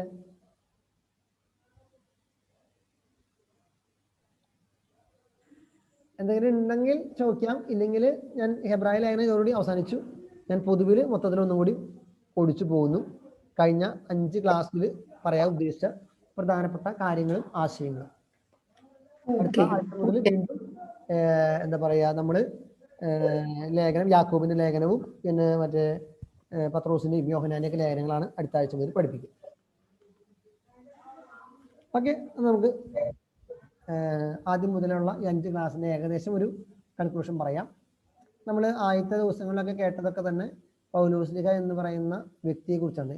ഈ 2 വ്യത്യാസങ്ങൾ മനസ്സിലാക്കണം. ലെറ്റേഴ്സും എപ്പിസൽസും. ലെറ്റേഴ്സ് എന്ന് പറഞ്ഞു കഴിഞ്ഞാൽ വ്യക്തികൾക്ക് വേണ്ടി അഭിസംബോധന ചെയ്തത്. എപ്പിസൽസ് എന്നൊക്കെ പറഞ്ഞാൽ ഒരു ഗ്രൂപ്പ് ഓഫ് പീപ്പിളിന് അല്ലെങ്കിൽ ഒരു പ്രത്യേക സഭയ്ക്കൊക്കെ വേണ്ടിയിട്ട് എഴുതപ്പെട്ടതാണ്. പ്രധാനപ്പെട്ടതായിട്ടുള്ള ലേഖനങ്ങൾ 13+1 14 പൗലോസ്ലിഹയുടെയാണ്. പൗലോസ്ലിഹയുടെയാണ് ഈ പറയുന്ന പൗലോസ്ലിഹയുടെ തിയോളജിയാണ് കംപ്ലീറ്റ് ഈ ലേഖനത്തിലും. പിന്നെ ക്രിസ്തു മതത്തിലും പ്രധാനമായിട്ട് കാണുന്നത് ഈ പൗലോസ്ലിഹയുടെ തിയോളജിയാണ്. ഈ ഞങ്ങൾക്ക് അച്ഛന്മാർക്ക് കഴിഞ്ഞ മുമ്പത്തെ ആഴ്ച വാർഷിക ധ്യാനമായിരുന്നു. ധ്യാനഗുരു പറഞ്ഞൊരു ചിന്തയുണ്ട്. ചിന്ത എന്ന് വെച്ചാൽ നീഷെ എന്ന് പറഞ്ഞ ഫ്രെഡറിക് നീഷെ എന്ന് പറഞ്ഞ വലിയൊരു നിരീശ്വരവാദി ഉണ്ടായിരുന്നു. അദ്ദേഹം എനിക്ക് തോന്നുന്നത് യൂറോപ്പിലെ രാജ്യത്താണ്. അപ്പോൾ ഈ നിരീശ്വരവാദിയുടെ ഒരു കൺക്ലൂഷൻ, അദ്ദേഹത്തിൻ്റെ ആശയം എന്ന് പറയുന്നത് ക്രിസ്തു ഒരു പാവം നല്ല മനുഷ്യനാണ്, പക്ഷെ പൗലോസ്ലിഹയാണ് ലോകത്തെ മുഴുവൻ ചതിച്ചത് എന്നുള്ളതാണ് ഈ നീഷെ പറയുന്ന ഒരു sentence. Christ is A simple man, but എന്താ പറയുക, സെന്റ് പോൾ ഡിഡ് എന്താ പറയുക, വലിയ ചതി ചെയ്തു എന്നാണ് പറയുന്നത് അദ്ദേഹം. കാരണം ക്രിസ്ത്യാനിറ്റി ഇന്ന് ലോകം മുഴുവൻ വ്യാപിക്കാനായിട്ട് നിലനിൽക്കുന്നതിന് കാരണം ക്രിസ്തുവിനോടൊപ്പം തന്നെ, അല്ലെങ്കിൽ ക്രിസ്തു പറഞ്ഞ കാര്യങ്ങളെക്കാൾ ഉപരിയായിട്ട് പൗലോസ്ലിഹ പറഞ്ഞതും എഴുതിയതുമായിട്ടുള്ള ആ ഒരു തിയോളജിക്കൽ ബേസ് ആണ് ക്രിസ്ത്യാനിറ്റി ഇന്ന് നിലനിൽക്കാനായിട്ടും ക്രിസ്ത്യാനിറ്റി ലോകം മുഴുവനും പ്രചരിപ്പിക്കാനായിട്ടുള്ള കാര്യം എന്നുള്ളതാണ് ഈ നിരീശ്വരവാദിയായിട്ടുള്ള നീഷെ, ഫ്രെഡറിക് നീഷെ പറയുന്നത്. പൗലോസ്ലിഹയാണ് കുറേയും കൂടി ക്രിസ്തുവിനേക്കാളും മോശപ്പെട്ട ആളിങ്ങനെ എല്ലാവരും കുറ്റം പറയുന്ന ആളാണ് നിരീശ്വരവാദി ആയതുകൊണ്ട്. കൂടുതൽ തിന്മ ചെയ്തത് അല്ലെങ്കിൽ ചതി ചെയ്തത് പൗലോസ്ലിഹ എന്നാണ് പറയുന്നത്. പോട്ടെ, നമ്മൾ പൗലോസ്ലിഹയുടെ വ്യക്തിത്വത്തെ കുറിച്ചാണ് ആദ്യത്തെ ക്ലാസ്സുകളൊക്കെ കേട്ടത്. അദ്ദേഹം ഒരു ഗ്രീക്ക് റോമൻ കൾച്ചറും ഒപ്പം തന്നെ ഒരു യഹൂദ പേരൻസിൽ നിന്നും ജനിച്ച മനുഷ്യനാണ്. ഈ 2 കൾച്ചറും അദ്ദേഹത്തിനുണ്ടായിരുന്നു, 2 ഭാഷയുണ്ടായിരുന്നു, 2 ഫിലോസഫി അദ്ദേഹത്തിനെ സ്വാധീനിച്ചിരുന്നു. അതുകൊണ്ട് തന്നെ അതൊക്കെ അദ്ദേഹത്തിന്റെ റൈറ്റിങ്ങിൽ ഭാഗമായിട്ട് വന്നിരുന്നു. ദെൻ അദ്ദേഹം ഒരു ക്രൈസ്തവരെ പീഡിപ്പിച്ച മനുഷ്യനായിരുന്നു, ഒരു ഫരിസേയനായിരുന്നു, ബെഞ്ചമിൻ ഗോത്രത്തിൽപ്പെട്ട ആളായിരുന്നു എന്നൊക്കെ പറയുന്ന ആശയങ്ങൾ. അദ്ദേഹം എന്താ പറയുക, ഒരു കൂടാരപ്പണിക്കാരനായിരുന്നു എന്നൊക്കെ പറയുന്ന ആശയങ്ങളാണ് നമ്മൾ ആദ്യത്തെ ക്ലാസ്സുകളിൽ കേട്ടത്. പിന്നെ അദ്ദേഹത്തിന്റെ ഈ ഡമാസ്കസ് അനുഭവവും എന്താ പറയുക, ഡമാസ്കസിലേക്ക് പോകുന്ന സമയത്ത് അദ്ദേഹത്തിന് കിട്ടിയ ഒരു ദൈവിക അനുഭവത്തിന്റെ വെളിച്ചത്തിലാണ് അദ്ദേഹത്തിന് ഒരു ട്രാൻസിഷൻ സംഭവിക്കുന്നതും പിന്നീട് അദ്ദേഹം ക്രിസ്ത്യാനിറ്റി ആയിട്ട് കൺവെർട്ടഡ് ആകുന്നതും. ദെൻ അദ്ദേഹത്തിന്റെ ഒരു 2 തരത്തിലുള്ള സ്കൂളാണ് ഉണ്ടായിരുന്നത്. അദ്ദേഹം യഹൂദരുടെ സ്കൂളിൽ, ഹില്ലേൽ എന്ന് പറയുന്ന യഹൂദ സ്കൂളിലാണ് അദ്ദേഹം അഭ്യസിച്ചത്. അവരുടെ പ്രധാനപ്പെട്ട ആശയം യഹൂദ മതം ലോകം മുഴുവൻ പ്രചരിപ്പിക്കുക എന്നുള്ളൊരു മിഷണറി പ്രവർത്തനമായിരുന്നു. അതേ ആശയം തന്നെ പൗലോസ്ലിഹ കൺവെർട്ട് ആയി കഴിഞ്ഞപ്പോൾ പൗലോസ്ലിഹയ്ക്ക് ക്രിസ്തു മതം ലോകം മുഴുവൻ പ്രചരിപ്പിക്കുക എന്നുള്ളൊരു തീക്ഷ്ണത വന്നു. അതിൽ പ്രധാനമായിട്ട് അദ്ദേഹം അതിനുവേണ്ടി മിഷൻ യാത്രകൾ നടത്തി. മിഷൻ യാത്ര 1, മിഷൻ യാത്ര 2, മിഷൻ യാത്ര 3. മൂന്നാമത്തെ യാത്ര കഴിഞ്ഞിട്ടാണ് അദ്ദേഹം വീണ്ടും റോമിലേക്ക് എത്തുകയും അവിടെ വെച്ച് രക്തസാക്ഷിയായിട്ട് മരിക്കുകയും ചെയ്തു എന്നാണ് പറയുന്നത് ഈ നീറോ ചക്രവർത്തിയുടെ കാലത്ത്. അദ്ദേഹം പ്രധാനമായിട്ടും ഈ വിജാതിയർക്ക് വേണ്ടിയിട്ടാണ് ഈ ലേഖനങ്ങൾ അല്ലെങ്കിൽ തന്റെ പ്രവർത്തനം ശ്രമിച്ചത്. അദ്ദേഹവും ബർണബാസും വിജാതിയർക്ക് വേണ്ടിയിട്ടാണ് സുവിശേഷ പ്രഘോഷണം പ്രധാനമായിട്ടും നടത്തിയത്. പിന്നെ അദ്ദേഹം എഴുതി എന്ന് പറയുന്ന ബേസിക്കലി പറയുന്നത് അദ്ദേഹം ജനിച്ച കാലഘട്ടം ഒരു BC 6-10 ഇടയിലാണ് എന്ന് പറയുന്നു. കൺവേർഷൻ നടത്തിയത് എന്താ പറയുക, മാനസാന്തരം സംഭവിച്ചത് ഒരു 36 ക്രിസ്തു മരിച്ചൊരു 3-4 വർഷം കഴിഞ്ഞപ്പോഴാണെന്ന് പറയുന്നു. ദെൻ അദ്ദേഹം മരിക്കുന്നത് നീറോ ചക്രവർത്തിയുടെ കാലത്ത് AD 64 പറയുന്നത്. അദ്ദേഹത്തിന്റെ മിഷൻ ജേണിയുടെ കാലഘട്ടം ഏകദേശം ഒന്നാമത്തെ ജേണി ഏകദേശം ഒരു 46-49 കാലഘട്ടത്തിൽ, ദെൻ 50-52 കാലഘട്ടത്തിലേക്കാണ് രണ്ടാമത്തെ മിഷൻ ജേണി, ദെൻ 54-58 കാലഘട്ടത്തിലേക്കാണ് മൂന്നാമത്തെ മിഷൻ ജേണി. അതൊക്കെ അപ്രോക്സിമേറ്റ് ആണ് ചേട്ടാ, കറക്റ്റ് ഇന്നതാണെന്ന് നമുക്ക് അത്രയും പറയാനായിട്ടുള്ള ആക്യുറസി നമുക്ക് ഇപ്പോഴില്ല. പിന്നെ നമ്മളെപ്പോഴും പറയുന്നു സാവൂൾ എന്ന് പറയുന്നത് ഒരു എന്താ പറയുക ഒരു യഹൂദ പേരാണ്. പോൾ എന്ന് പറയുന്നത് അതിൻ്റെ തന്നെ ഒരു ഗ്രീക്ക് നെയിം എന്നൊക്കെ വേണമെങ്കിൽ പറയാം. അതല്ലെങ്കിൽ അദ്ദേഹത്തിൻ്റെ സർനെയിം അല്ലെങ്കിൽ സെക്കൻഡ് നെയിം എന്നൊക്കെ പറയുന്ന ഇതിലാണ് പൗലോസ് പോളായത്, അങ്ങനെയാണെന്ന് മനസ്സിലാക്കും. ദെൻ അദ്ദേഹത്തിൻ്റെ ലെറ്ററുകൾ പ്രധാനമായിട്ടും തിയോളജി കണ്ടന്റ് ഉണ്ട്, മോറൽ കണ്ടന്റ് ഉണ്ട് ലെറ്ററുകൾക്ക്. അത് ഹെബ്രായ ലേഖന മറ്റേ റോമൻ ലേഖനമാണ് തുടങ്ങുന്നത്. അതാണ് ഏറ്റവും വലിയ ലെറ്റർ. ആ റോമൻ ലേഖനം ആദ്യം വെക്കാൻ തന്നെ കാരണം അതിന്റെ വലിപ്പം കൊണ്ടും അതിന്റെ തിയോളജിയുടെ ഡെപ്ത് കൊണ്ടാണ്. അതിലെ ഏറ്റവും പ്രധാനപ്പെട്ട ആശയങ്ങളൊക്കെ ഫെയ്ത്തിൽ പറയുന്ന പ്രധാനപ്പെട്ട ആശയം നീതിമാൻ വിശ്വാസം വഴി ജീവിക്കുന്നു എന്നുള്ളതാണ്. ദെൻ അദ്ദേഹത്തിന്റെ പ്രധാനപ്പെട്ട ആശയമാണ് ജസ്റ്റിഫിക്കേഷൻ, അതായത് നീതീകരിക്കപ്പെടുന്നത് വിശ്വാസം വഴിയാണ്. അബ്രാഹത്തിന് നീതീകരണമാണ് അദ്ദേഹം അതിന് ഉദാഹരണമായിട്ട് എടുത്തത്. ദെൻ സാൽവേഷൻ, രക്ഷ പ്രാപിക്കാനായിട്ട് ക്രിസ്തുവിലുള്ള വിശ്വാസം മാത്രം മതി. ദെൻ ലോ, നിയമം, പഴയ നിയമത്തിന്റെ മോശയുടെ നിയമങ്ങൾക്ക് ഇനി പ്രസക്തിയില്ല, ക്രിസ്തു വഴി കൊണ്ടുവന്ന പുതിയ നിയമമാണ് ഇനി ആവശ്യം എന്നൊക്കെയാണ് പറയുന്നത്. പിന്നെ ഈ മോറൽ ലൈഫിൽ നമ്മൾ എപ്പോഴും പറയുന്ന പോലെ യഹൂദരുടെ അടുത്ത് കുറേയും കൂടെയൊക്കെ റോമൻസിന്റെ അടുത്ത് അദ്ദേഹം കുറേയും കൂടെയൊക്കെ ജീവിതം കുറേയും കൂടെയൊക്കെ എന്താ പറയുക ശാരീരികമായിട്ടുള്ള ജഡിക ആസക്തികളെ മാറ്റിക്കളയാനായിട്ടും അതിന് എന്താ പറയുക ശരീരവും സ്പിരിറ്റും തമ്മിൽ എപ്പോഴും ആത്മാവും ശരീരവും തമ്മിൽ ഒരു വടംവലി എപ്പോഴും നടന്നുകൊണ്ടിരിക്കുകയാണ്. അപ്പോൾ നമ്മളൊക്കെ ബലഹീനരായ മനുഷ്യന്മാരാണെന്ന് അദ്ദേഹത്തിന്റെ ജീവിതത്തെ ചൂണ്ടിക്കാണിച്ചുകൊണ്ട് പൗലോസ്ലീഹ പറയുന്നുണ്ട്. എന്നിട്ട് പറയാണ്, ആ ലെറ്ററിന്റെ അവസാനത്തേക്ക് എത്തുമ്പോൾ പറയാണ്, നമുക്കൊക്കെ ഒരു നശ്വര ശരീരവും ഉണ്ട്, അനശ്വര ശരീരവും ഉണ്ട്. നമ്മൾ ഈ നശ്വര ശരീരം മരിച്ചു പോയാലും അനശ്വര ശരീരം എന്നും നിലനിൽക്കുമെന്ന് ഉദ്ധാനത്തിലേക്ക് കൊണ്ട് ആ ആശയത്തിലേക്കാണ് പൗലോസ്ലീഹ പ്രധാനമായിട്ട് എത്തിക്കുന്നത് റോമക്കാർക്ക് ലേഖനത്തിൽ. കൊറിന്തോസുകാർക്ക് ലേഖനത്തിന്റെ കോണ്ടെക്സ്റ്റ് ഞാൻ പറഞ്ഞു ഓർക്കുന്നുണ്ടായിരിക്കും. അവിടെ എപ്പോഴും അടിയായിരുന്നു, ഡിവിഷൻ ആയിരുന്നു. ഞങ്ങൾ അപ്പോളോസിന്റെ ആണ്, ഞങ്ങൾ കേപ്പായുടേതാണ്, ഞങ്ങൾ പൗലോസിന്റെ എന്നൊക്കെ പറയുമ്പോൾ ആ ഭിന്നതയ്ക്കിടയിലാണ് അദ്ദേഹം ഈ ഭിന്നത ഉണ്ടാവാൻ പാടില്ല എന്നുള്ള ആശയത്തെ മുന്നോട്ട് വെക്കുന്നത്. പ്ലസ് ആ കൊറിന്തോസ് കേൾക്കുമ്പോൾ നിങ്ങൾ മനസ്സിലോർക്കണം, കൊറിന്ത് ഒരു ഗ്രീക്ക് സിറ്റിയാണ്, ഗ്രീക്കുകാർ വിജ്ഞാനദാഹികളാണ്, അവരെപ്പോഴും ഈ പുതുമയായിട്ടുള്ള വിജ്ഞാനത്തിന് വേണ്ടി ദാഹിച്ചുകൊണ്ടിരിക്കുന്നു. അതിൻ്റെ ഇടയിലാണ് പൗലോസ്ലീഹ ക്രിസ്തുവിന്റെ കുരിശിലെ ബോഷത്വമാകുന്ന വിജ്ഞാനത്തെക്കുറിച്ച് ഇൻട്രൊഡ്യൂസ് ചെയ്യുന്നത് കൊറിന്തോസുകാരുടെ ലേഖനത്തിൽ. അതിന്റെ രണ്ടാം ലേഖനത്തിൽ നേരത്തെ പറഞ്ഞ പോലെയുള്ള റിക്കൺസിലിയേഷൻ, അനുരഞ്ജനം എന്ന് പറയുന്ന ഒരു ആശയത്തെ പൗലോസ്ലീഹ അവതരിപ്പിക്കുന്നു. ക്രിസ്തു കുരിശു വഴി തന്നെ മരണം വഴി ദൈവവും മനുഷ്യനും തമ്മിലുള്ള രമ്യതയിലാക്കി. അതുകൊണ്ട് കുരിശ് എന്ന് പറയുന്നത് ഒരു സിമ്പിൾ ഓഫ് റിക്കൺസിലിയേഷൻ ആണ്, അനുരഞ്ജനത്തിന്റെ പ്രതീകമാണ്. പിന്നെ അതിന്റെ മോചന ദ്രവ്യമായിട്ട് ക്രിസ്തു കൊടുത്തത് സ്വന്തം രക്തമാണ് എന്നൊക്കെയുള്ള ആശയമാണ്. പിന്നെ ഗലാത്യക്കാർക്കും എഫേസോസുകാർക്ക് എഴുതിയ ലേഖനത്തിൽ റോമാക്കാർക്ക് എഴുതിയ ഏകദേശം സെയിം ആശയങ്ങളൊക്കെ തന്നെയാണ് വരുന്നത്. എഫേസോസുകാർക്ക് എഴുതിയ ലേഖനത്തിൽ പുള്ളി ഈ എന്താ പറയുക ഉപദേശങ്ങൾ കൊടുക്കുന്നുണ്ട്, പേരൻസിൻ്റെ അടുത്ത്, കുട്ടികളുടെ അടുത്ത്, വൃദ്ധരുടെ അടുത്ത്, യുവാക്കളുടെ അടുത്ത്. അതൊക്കെ ഒന്ന് ഓർത്തേക്കുക. ഫിലിപ്പിയർക്ക് എഴുതിയ ലേഖനത്തിൽ പറഞ്ഞത് നിങ്ങൾക്ക് ഓർക്കുന്നുണ്ടായിരിക്കും. മെയിനായിട്ട് കെനോസിസ് എന്ന് പറയുന്ന ദൈവം സ്വയം തന്നെ ശൂന്യവൽക്കരിച്ചു എന്നൊക്കെ പറയുന്ന ഒരാശയത്തെയാണ് കൊണ്ടുവരുന്നത്. കൊളോസസുകാർക്ക് എഴുതിയ ലേഖനത്തിൽ ഈ പ്രപഞ്ചത്തിന്റെ സൃഷ്ടാവ് അല്ലെങ്കിൽ അതിന്റെ രക്ഷിതാവ് ക്രിസ്തുവാണ്, ക്രിസ്തുവിലൂടെയാണ് ഈ സകലതും സൃഷ്ടിക്കപ്പെട്ടത് എന്നുള്ള ഒരു ആശയത്തൊക്കെ പൗലോസ്ലീഹ കൊണ്ടുവരുന്നു. പിന്നെ തെസ്സലോനിക്കാർക്കും പിന്നെ തിമോത്തിയോസ് പിന്നെ ഫിലമോൻ അങ്ങനെയുള്ള വ്യക്തികൾക്കൊക്കെ എഴുതുന്നത് അത് പാസ്റ്റർ ലെറ്റേഴ്സാണ്. അവിടെയുള്ള ചില പ്രശ്നങ്ങൾ പറയുന്നു. പിന്നെ ഈ അജപാലപരമായിട്ട് മെത്രാന്മാർ ചെയ്യേണ്ട കാര്യങ്ങൾ, അല്ലെങ്കിൽ വൈദികർ അല്ലെങ്കിൽ സഭയിലെ ശ്രേഷ്ഠന്മാർ ചെയ്യേണ്ട കാര്യങ്ങൾ, അതൊക്കെയാണ് പ്രധാനമായിട്ടും തിമോത്തിയോസിനും തീത്തോസിനും കൊടുക്കുന്ന ലെറ്ററിൽ പറയുന്നത്. ഫിലിമോന് കൊടുക്കുന്ന ലെറ്ററിൽ ഈ പറഞ്ഞ ഒനീസിയസ് എന്ന് പറഞ്ഞ ആ വ്യക്തിയെ സ്വീകരിക്കേണ്ടതിൻ്റെ ആവശ്യകതയെക്കുറിച്ചും അതാണ് മെയിനായിട്ട് പറയുന്നത്. പിന്നെ അൾട്ടിമേറ്റ്ലി എല്ലാ ലെറ്ററിലും കാണുന്ന കാര്യമാണ് പരിശോധന ചെയ്യുക, ചെയ്യാതിരിക്കുക. അതല്ല പ്രധാനപ്പെട്ട കാര്യം, പുതിയ സൃഷ്ടിയാവുക, ന്യൂ ക്രിയേഷൻ. അതാണ് പൗലോസ് അവതരിപ്പിക്കുന്ന കാര്യം. പിന്നെ നീതിമാൻ വിശ്വാസം വഴി ജീവിക്കുന്നു എന്ന് പറയുന്ന കാര്യം. അപ്പം അങ്ങനെയുള്ള കാര്യങ്ങൾ. പിന്നെ ഞാൻ ഇപ്പോഴും നേരത്തെ പറഞ്ഞിരുന്നു, അന്നത്തെ ചില കോണ്ടെക്സ്റ്റ് പ്രകാരം സ്ത്രീകളോട് പൗലോസ് പറയുന്ന വിവേചനം, പിന്നെ ഭർത്താവിനോടും ഭാര്യയോടും കാണിക്കേണ്ട ചില സംയമനെ കുറിച്ചൊക്കെ പറയുന്നു. അപ്പോൾ മോറൽ ലൈഫുമായിട്ട് ബന്ധപ്പെട്ട് കുറേ കാര്യങ്ങൾ പറയുന്നുണ്ട്. ദെൻ തിയോളജിയുമായിട്ട് ബന്ധപ്പെട്ടും കുറേ കാര്യങ്ങൾ പറയുന്നുണ്ട്. ഏറ്റവും അവസാനം ഹെബ്രായ ലേഖനത്തിലേക്ക് വരുമ്പോഴും ഈവൻ പൗലോസിലേക്ക് അല്ല എഴുതിയെങ്കിൽ പോലും അതിൻ്റെ തിയോളജി എന്ന് പറഞ്ഞാൽ ഹൈലി എന്താ പറയുക ഹൈ ലെവൽ തിയോളജിയാണ്. അതിലാണ് ക്രിസ്തു പുരോഹിതനാണ് എന്ന് പറയുന്ന ആശയത്തെ, ക്രിസ്തുവിൻ്റെ ബലി എന്നേക്കും നിലനിൽക്കും എന്നൊക്കെ പറയുന്ന ആശയത്തൊക്കെ ഭംഗിയായിട്ട് ഈ ഹീബ്രു ലേഖനകർത്താവ് അവതരിപ്പിക്കുന്നത്. അത് പൗലോസ്ലീഹ ആണെന്ന് ഇപ്പോൾ പറയുന്നില്ല, എങ്കിൽ പോലും പൗലോസ്ലീഹയുടെ ലേഖനത്തോട് ചേർത്ത് വെക്കാനുള്ള കാരണം ഈ വിശ്വാസം എന്നുള്ള കണ്ടന്റ് ഉള്ളത് കൊണ്ടും പിന്നെ ഹൈലി തിയോളജിക്കൽ ആയതുകൊണ്ടൊക്കെയാണ്. ഓക്കെ, എനിക്ക് ഇന്നത്തെ ക്ലാസ്സിൽ വേറെ കൂടുതലൊന്നും പറയാനില്ല. നിങ്ങൾക്ക് എന്തെങ്കിലും സംശയങ്ങൾ ചോദിക്കാം. പൗലോസ്ലീഹയുമായിട്ട് ബന്ധപ്പെട്ടുള്ള ഇനി റെഫറൻസോ റിവിഷനോ നമുക്ക് ഉണ്ടാകില്ല. പരീക്ഷയ്ക്ക് നിങ്ങൾ നന്നായിട്ട് പഠിച്ചിട്ടുണ്ടാവണം. ഹീബ്രു ലെറ്ററേഴ്സും കൂടി കഴിഞ്ഞോടുകൂടി ആ ഭാഗം കൊണ്ട് കംപ്ലീറ്റ് അവസാനിച്ചു. ഇനി അടുത്ത ആഴ്ച തൊട്ട് കാതോലിക ലെറ്റേഴ്സാണ് ഇന്നത്തെ 3 ക്ലാസ്സിൽ ഞാൻ എടുക്കുക.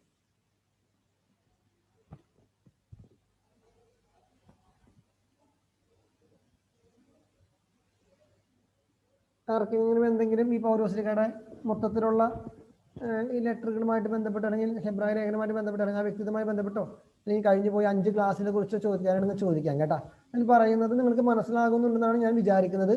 എന്തെങ്കിലും സംശയം ഉണ്ടെങ്കിൽ നിങ്ങൾക്ക് വാട്സപ്പ് വഴിയായിട്ടോ അല്ലെങ്കിൽ ജോഷിച്ച് വഴിയായിട്ടൊക്കെ എൻ്റെ അടുത്ത് ചോദിക്കാം, അറിയാവുന്ന രീതിയിൽ പറഞ്ഞു തരാം. അത് പൗലോസ്ലിഹ ഈ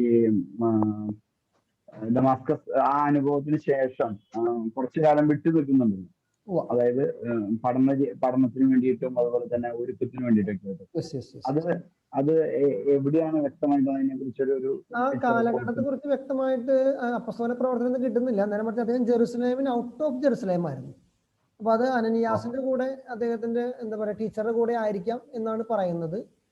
എന്തായാലും അതിനുശേഷമാണ് പത്രോസിനെ കാണാൻ വേണ്ടി പിന്നീടാണ് അദ്ദേഹം ജെറുസലേമിലേക്ക് വരുന്നത്.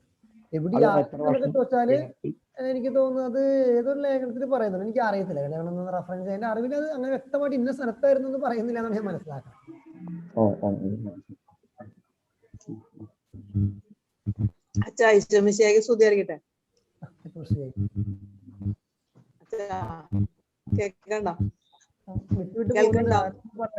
വിട്ടുവിട്ട് പോകുന്നുണ്ട്, ചോദിച്ചോളൂ ആരാണെന്ന് പറയാം. എനിക്ക് ക്ലിയർ ആവുന്നു, മുഴുവനായിട്ട് ക്ലിയർ ആയില്ല. അതില്ലേ പൗലോസ്ലിഹ പേരൊന്ന് പറയാമോ? പൗലോസ്ലിഹ എഴുതിയതല്ല ഹെബ്രായർ ലേഖനം എന്ന് വെച്ചിട്ട് നമ്മള് പറയുമ്പോക്കെ ഹെബ്രായർക്ക് ലേഖനത്തിൽ കൂടെ പൗലോസ്ലിഹയുടെ പറഞ്ഞ പേര് പറയുന്നില്ലല്ലോ. അച്ഛന്റെ ക്ലാസ്സിൽ നിന്ന് ഇപ്പൊ പൗലോസ്ലിഹ തന്നെയാണെന്നാണ് വ്യക്തമായിട്ട്. അല്ല അല്ല അല്ല അല്ല അങ്ങനെ ഞാൻ പറയാൻ ഉദ്ദേശിക്കുന്നില്ല കേട്ടോ. ഞാൻ തുടക്കം മുതലേ പറഞ്ഞു തുടങ്ങിയത് പൗലോസ്ലിഹ. ഞാൻ തുടക്കം തന്നെ പറഞ്ഞു പൗലോസ്ലിഹയുടെ ലെറ്ററിൽ കാണുന്നത് പോലുള്ള ഒരു ഇൻട്രഡക്ഷനോ ഒരു കൺക്ലൂഷനോ ഒരു കണ്ടോ ബോഡിയോ ഇതിൽ കാണുന്നില്ല. പൗലോസ്ലിഹ ലേഖനം എഴുതും. ഞാൻ അത് പറഞ്ഞുകൊണ്ടാണ് എന്റെ ക്ലാസ് തുടങ്ങിയത് തന്നെ. പൗലോസ്ലിഹയുടെ ലേഖനത്തിൽ തന്നെ ഉണ്ടാവും ഞാൻ പൗലോസായ ഞാൻ ഇന്ന വ്യക്തിയുടെ സഹായത്തോടെ ഇന്ന ആൾക്കാർക്ക് എഴുതുന്നു എന്നൊക്കെ പറഞ്ഞുകൊണ്ടാണ് പൗലോസ്ലിഹ തുടങ്ങുക. അവസാനിപ്പിക്കുമ്പോഴും നന്ദി പറഞ്ഞുകൊണ്ടൊക്കെയുള്ള ഒരു അവസാനമാണ് ഏകദേശം കാണുക. ഇന്ന ആൾക്കാരുടെയൊക്കെ പേരെടുത്ത് പറഞ്ഞുകൊണ്ട് അക്വിലായ്ക്ക്, പ്രിസ്കയ്ക്ക്, അല്ലെങ്കിൽ തീത്തോസിന്, ഫിലമോന്, അങ്ങനെ ഒരു സ്റ്റൈല് ഈ ലെറ്ററിൽ കാണുന്നില്ല. അപ്പൊ അതുകൊണ്ട് തന്നെ ഇത് പൗലോസ്ലിഹ അല്ല എന്ന് തന്നെയാണ് പറയുന്നത്. ഒരു പൗലോസ്ലിഹയുടെ ലെറ്ററുമായിട്ട് സാമ്യം തോന്നാനായിട്ടുള്ള ചില ആദ്യ കാലഘട്ടത്തിൽ അങ്ങനെ സാമ്യം തോന്നാനായിട്ട് ചില കാരണങ്ങളാണ് ഞാൻ പറഞ്ഞ് അവസാനിപ്പിച്ചത്. അതിന്റെ ഫെയ്ത്ത് കണ്ടന്റ് വന്നു എന്നുള്ളത് കൊണ്ടും പിന്നെ ആ തിയോളജിയുടെ ഒരു ഡെപ്ത് കൊണ്ടും. പൗലോസ്ലിഹ അല്ല എന്ന് തന്നെയാണ് കോമൺ അണ്ടർസ്റ്റാൻഡിങ് കേട്ടോ. ഇപ്പോഴത്തെ പഠനങ്ങളിലെ കോമൺ അണ്ടർസ്റ്റാൻഡിങ് പൗലോസ്ലിഹ അല്ല. Okay, thank you. അപ്പൊ ലേഖനം വായിക്കുമ്പോഴും അവിടെ പൗലോസ്ലിഹ എന്ന് പറയാറില്ലല്ലോ ഒരിക്കലും. ഇല്ല, ഇപ്പൊ പറയുന്നില്ല. പണ്ടൊക്കെ പറഞ്ഞിരുന്നു. ഇപ്പൊ ഇപ്പോഴും പിള്ളേരൊക്കെ ചിലപ്പോൾ തെറ്റി പറയാറുണ്ട്. പക്ഷെ അച്ഛന്മാർ ഇപ്പൊ കറക്റ്റായിട്ട് തിരുത്താറുണ്ട്. ഇബ്രാഹിം ലേഖനത്തിൽ ഇപ്പൊ പൗലോസ്ലിഹ എന്ന് പറയാറില്ല. ഒരു 3-4 കൊല്ലം മുമ്പൊക്കെ, കുറച്ച് നാൾ മുമ്പൊക്കെ അങ്ങനെ പറഞ്ഞിരുന്നു. ശരിക്കും പറഞ്ഞാൽ തെറ്റി പറയുന്നുണ്ടോ? അത് തെറ്റി പറയുന്നത്. നാളെ ക്ലാസ് ഉണ്ടോ? നാളെ ക്ലാസ് ഇല്ല കേട്ടോ. നാളെ അടുത്ത ആഴ്ച നമുക്ക് 2 ക്ലാസ് വെക്കാമെന്ന് ചോദിക്കുന്നത്. കാരണം ഞാൻ ഇന്ന് പച്ചന്മാരുടെ മാറ്റം വന്നു. ഞാൻ ഈ പള്ളിയിൽ നിന്ന് മാറുകയാണ്. ഇവിടുന്ന് പോണേക്കാളും മുമ്പ് തന്നെ ക്ലാസ് അവസാനിപ്പിക്കാൻ പറ്റുകയാണെങ്കിൽ ഇവിടെ വളരെ ഹൈഫൈ സൗകര്യങ്ങൾ ഇവിടെ നമുക്ക് ചെയ്തു തന്നിട്ടുണ്ട്. പിന്നെയുള്ള 3-4 ക്ലാസ് ഉണ്ട്. ഇനി 5 ക്ലാസ് കഴിഞ്ഞ് 3 ക്ലാസ് അത് മിക്കവാറും നമുക്ക് ഈ വരുന്ന ആഴ്ചകളായിട്ട് തീർക്കാൻ പറ്റുമെന്ന് ഞാൻ വിചാരിക്കുന്നു. ഞാൻ നോക്കട്ടെ. ഈ കഴിഞ്ഞ ക്ലാസ്സുകളുടെ PDF അയച്ചു ഗ്രൂപ്പില്.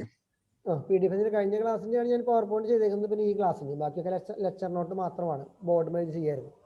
എനിക്ക് ഇത് നിങ്ങൾക്ക് ഫോളോ ചെയ്യാൻ പറ്റുന്നത് ഇതാണ് എനിക്കും എളുപ്പം. പിന്നെ അപ്പോൾ ബോർഡ് ഉപയോഗിക്കേണ്ട ആവശ്യമില്ല. അപ്പോൾ നിങ്ങൾക്ക് അത്യാവശ്യം ഈ പവർ പോയിന്റിൽ നിന്ന് നിങ്ങൾക്ക് എഴുതിയിരിക്കുകയും ചെയ്യാം. പിന്നെ മലയാളം കിട്ടില്ല എന്നുള്ളൊരു കുഴപ്പമില്ല. കാരണം ഞാൻ എനിക്ക് ഇംഗ്ലീഷിൽ എഴുതാൻ അറിയത്തില്ല. പക്ഷെ അത് കുഴപ്പമില്ല, ഞാൻ മലയാളത്തിലാണ് സംസാരിക്കുന്നത്. അപ്പോൾ നിങ്ങൾക്ക് അത്യാവശ്യം കുഴപ്പമില്ല. അച്ഛന്റെ ശാലോമിലെ ക്ലാസ് ഒക്കെ നന്നാവുണ്ട് കേട്ടോ. Thank you. ഓക്കെ, നമുക്ക് വേറെ ഒന്നുമില്ലെങ്കിൽ 8 മണി ആണെങ്കിൽ 8 മണിക്ക് മീറ്റിംഗ് ഉണ്ട്. അപ്പോൾ അത് വേണമെങ്കിൽ പ്രാർത്ഥിച്ച് അവസാനിപ്പിക്കാം. എന്തെങ്കിലും സംശയം ഉണ്ടെങ്കിൽ വാട്സപ്പ് വഴി ചോദിച്ചാൽ മതി കേട്ടോ. ഓക്കെ, നമ്മൾ 10-15 പേരിൽ കയറിയിട്ടുണ്ടെന്ന് വിചാരിക്കുന്നത്. ആയിരിക്കാന്ന് എനിക്ക് അറിയത്തില്ല. കുറേ മടിയന്മാരും മടിത്തിക്കാർക്ക് 100 പേർ തുടങ്ങിയ പരിപാടിയാണ്. ഇപ്പോൾ 18 പേരായി ചുരുങ്ങി. കുഴപ്പമില്ല. ഇനിയത്തെ 3 ക്ലാസ് കൂടി മൊത്തം ഈ പരിപാടി അവസാനിക്കും. അപ്പോൾ നമുക്ക് പ്രാർത്ഥിക്കാം. പിതാവിന്റെയും ഒരു കാര്യം പറഞ്ഞോളൂ. ഈ ഷാലോബിലെ ക്ലാസിന്റെ യൂട്യൂബ് ലിങ്ക് ഉണ്ടാവും? നോക്കി നോക്കാം. കാരണം എനിക്ക് അറിയത്തില്ല. ഞാനത് അങ്ങനെ യൂട്യൂബിൽ അങ്ങനെ നോക്കിയിട്ടില്ല. ചിലപ്പോൾ ഉണ്ടാവായിരിക്കും. അതിന്റെ പരിപാടിയുടെ പേര് എത്ര നാളായി അച്ഛൻ തുടങ്ങിയിട്ട്? കഴിഞ്ഞു. അതിന്റെ ഷൂട്ടിംഗ് കഴിഞ്ഞു. ഒരു 6 മാസത്തെ എപ്പിസോഡായിരുന്നു എനിക്ക് പറഞ്ഞിരുന്നത്. അത് കഴിഞ്ഞ് 24 എപ്പിസോഡാണ് ഉണ്ടായിരുന്നു. അത് കഴിഞ്ഞു. എനിക്കൊന്നും ഇപ്പോൾ റിപ്പീറ്റ് ചെയ്തിട്ടുകൊണ്ടിരിക്കണം അവർ. അത്ര വിഷയം അങ്ങനെ ഇന്ന വിഷയമൊന്നുമില്ല. ഒരു ആൾക്കാർക്ക് മനസ്സിലാവുന്ന ഒരു പോസിറ്റീവായിട്ട് ബൈബിളുമായിട്ട് ബന്ധപ്പെട്ടല്ല, കുറച്ച് ഒരു പോസിറ്റീവായിട്ടുള്ള എനർജി കൊടുക്കുന്ന രീതിയിലുള്ള എന്തെങ്കിലും മെസ്സേജുകൾ കൊടുക്കുക എന്നുള്ളതാണ്. എന്താ അത് ഷാലോ ടിവിയിൽ ഒരിക്കലും കണ്ടിരുന്നു. 1-2 ദിവസം ഞാൻ കണ്ടിരുന്നു. പക്ഷെ അത് കേൾക്കണം എന്ന് വിചാരിച്ചിട്ട് പിന്നെ ആ സമയത്ത് വീട്ടിലുണ്ടായിരുന്നില്ല. അപ്പൊ ഞാൻ കുഴപ്പമുള്ള കാര്യമല്ല. Thank you. അത് ബൈബിളുമായിട്ട് ബന്ധപ്പെട്ട ഒരു പഠന സംഗതി അല്ല. അത് പൊതുവെ ഒരു കോമൺ ആയിട്ടുള്ള കാര്യങ്ങളൊക്കെയാണ്. ഓക്കെ, നമുക്കൊന്ന് അവസാനം ആൾക്കാർ വന്നു തുടങ്ങി. പിതാവിന്റെയും പുത്രന്റെയും പരിശുദ്ധാത്മാവിന്റെയും നാമത്തിൽ ആമേൻ. നന്മ നിറഞ്ഞു പറയുന്ന സൃഷ്ടികർത്താവ് അങ്ങേര് കൂടി സ്ത്രീകൾ അങ്ങനെ ഇരിക്കപ്പെട്ടവളാകുന്നു, ഫലമായി ഈശോ ഇരിക്കപ്പെട്ടവനാകുന്നു.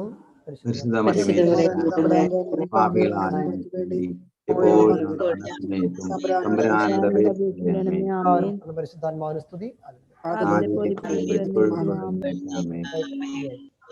താങ്ക് യു അച്ഛാ. Thank you. താങ്ക് യു അച്ഛാ. Thank you.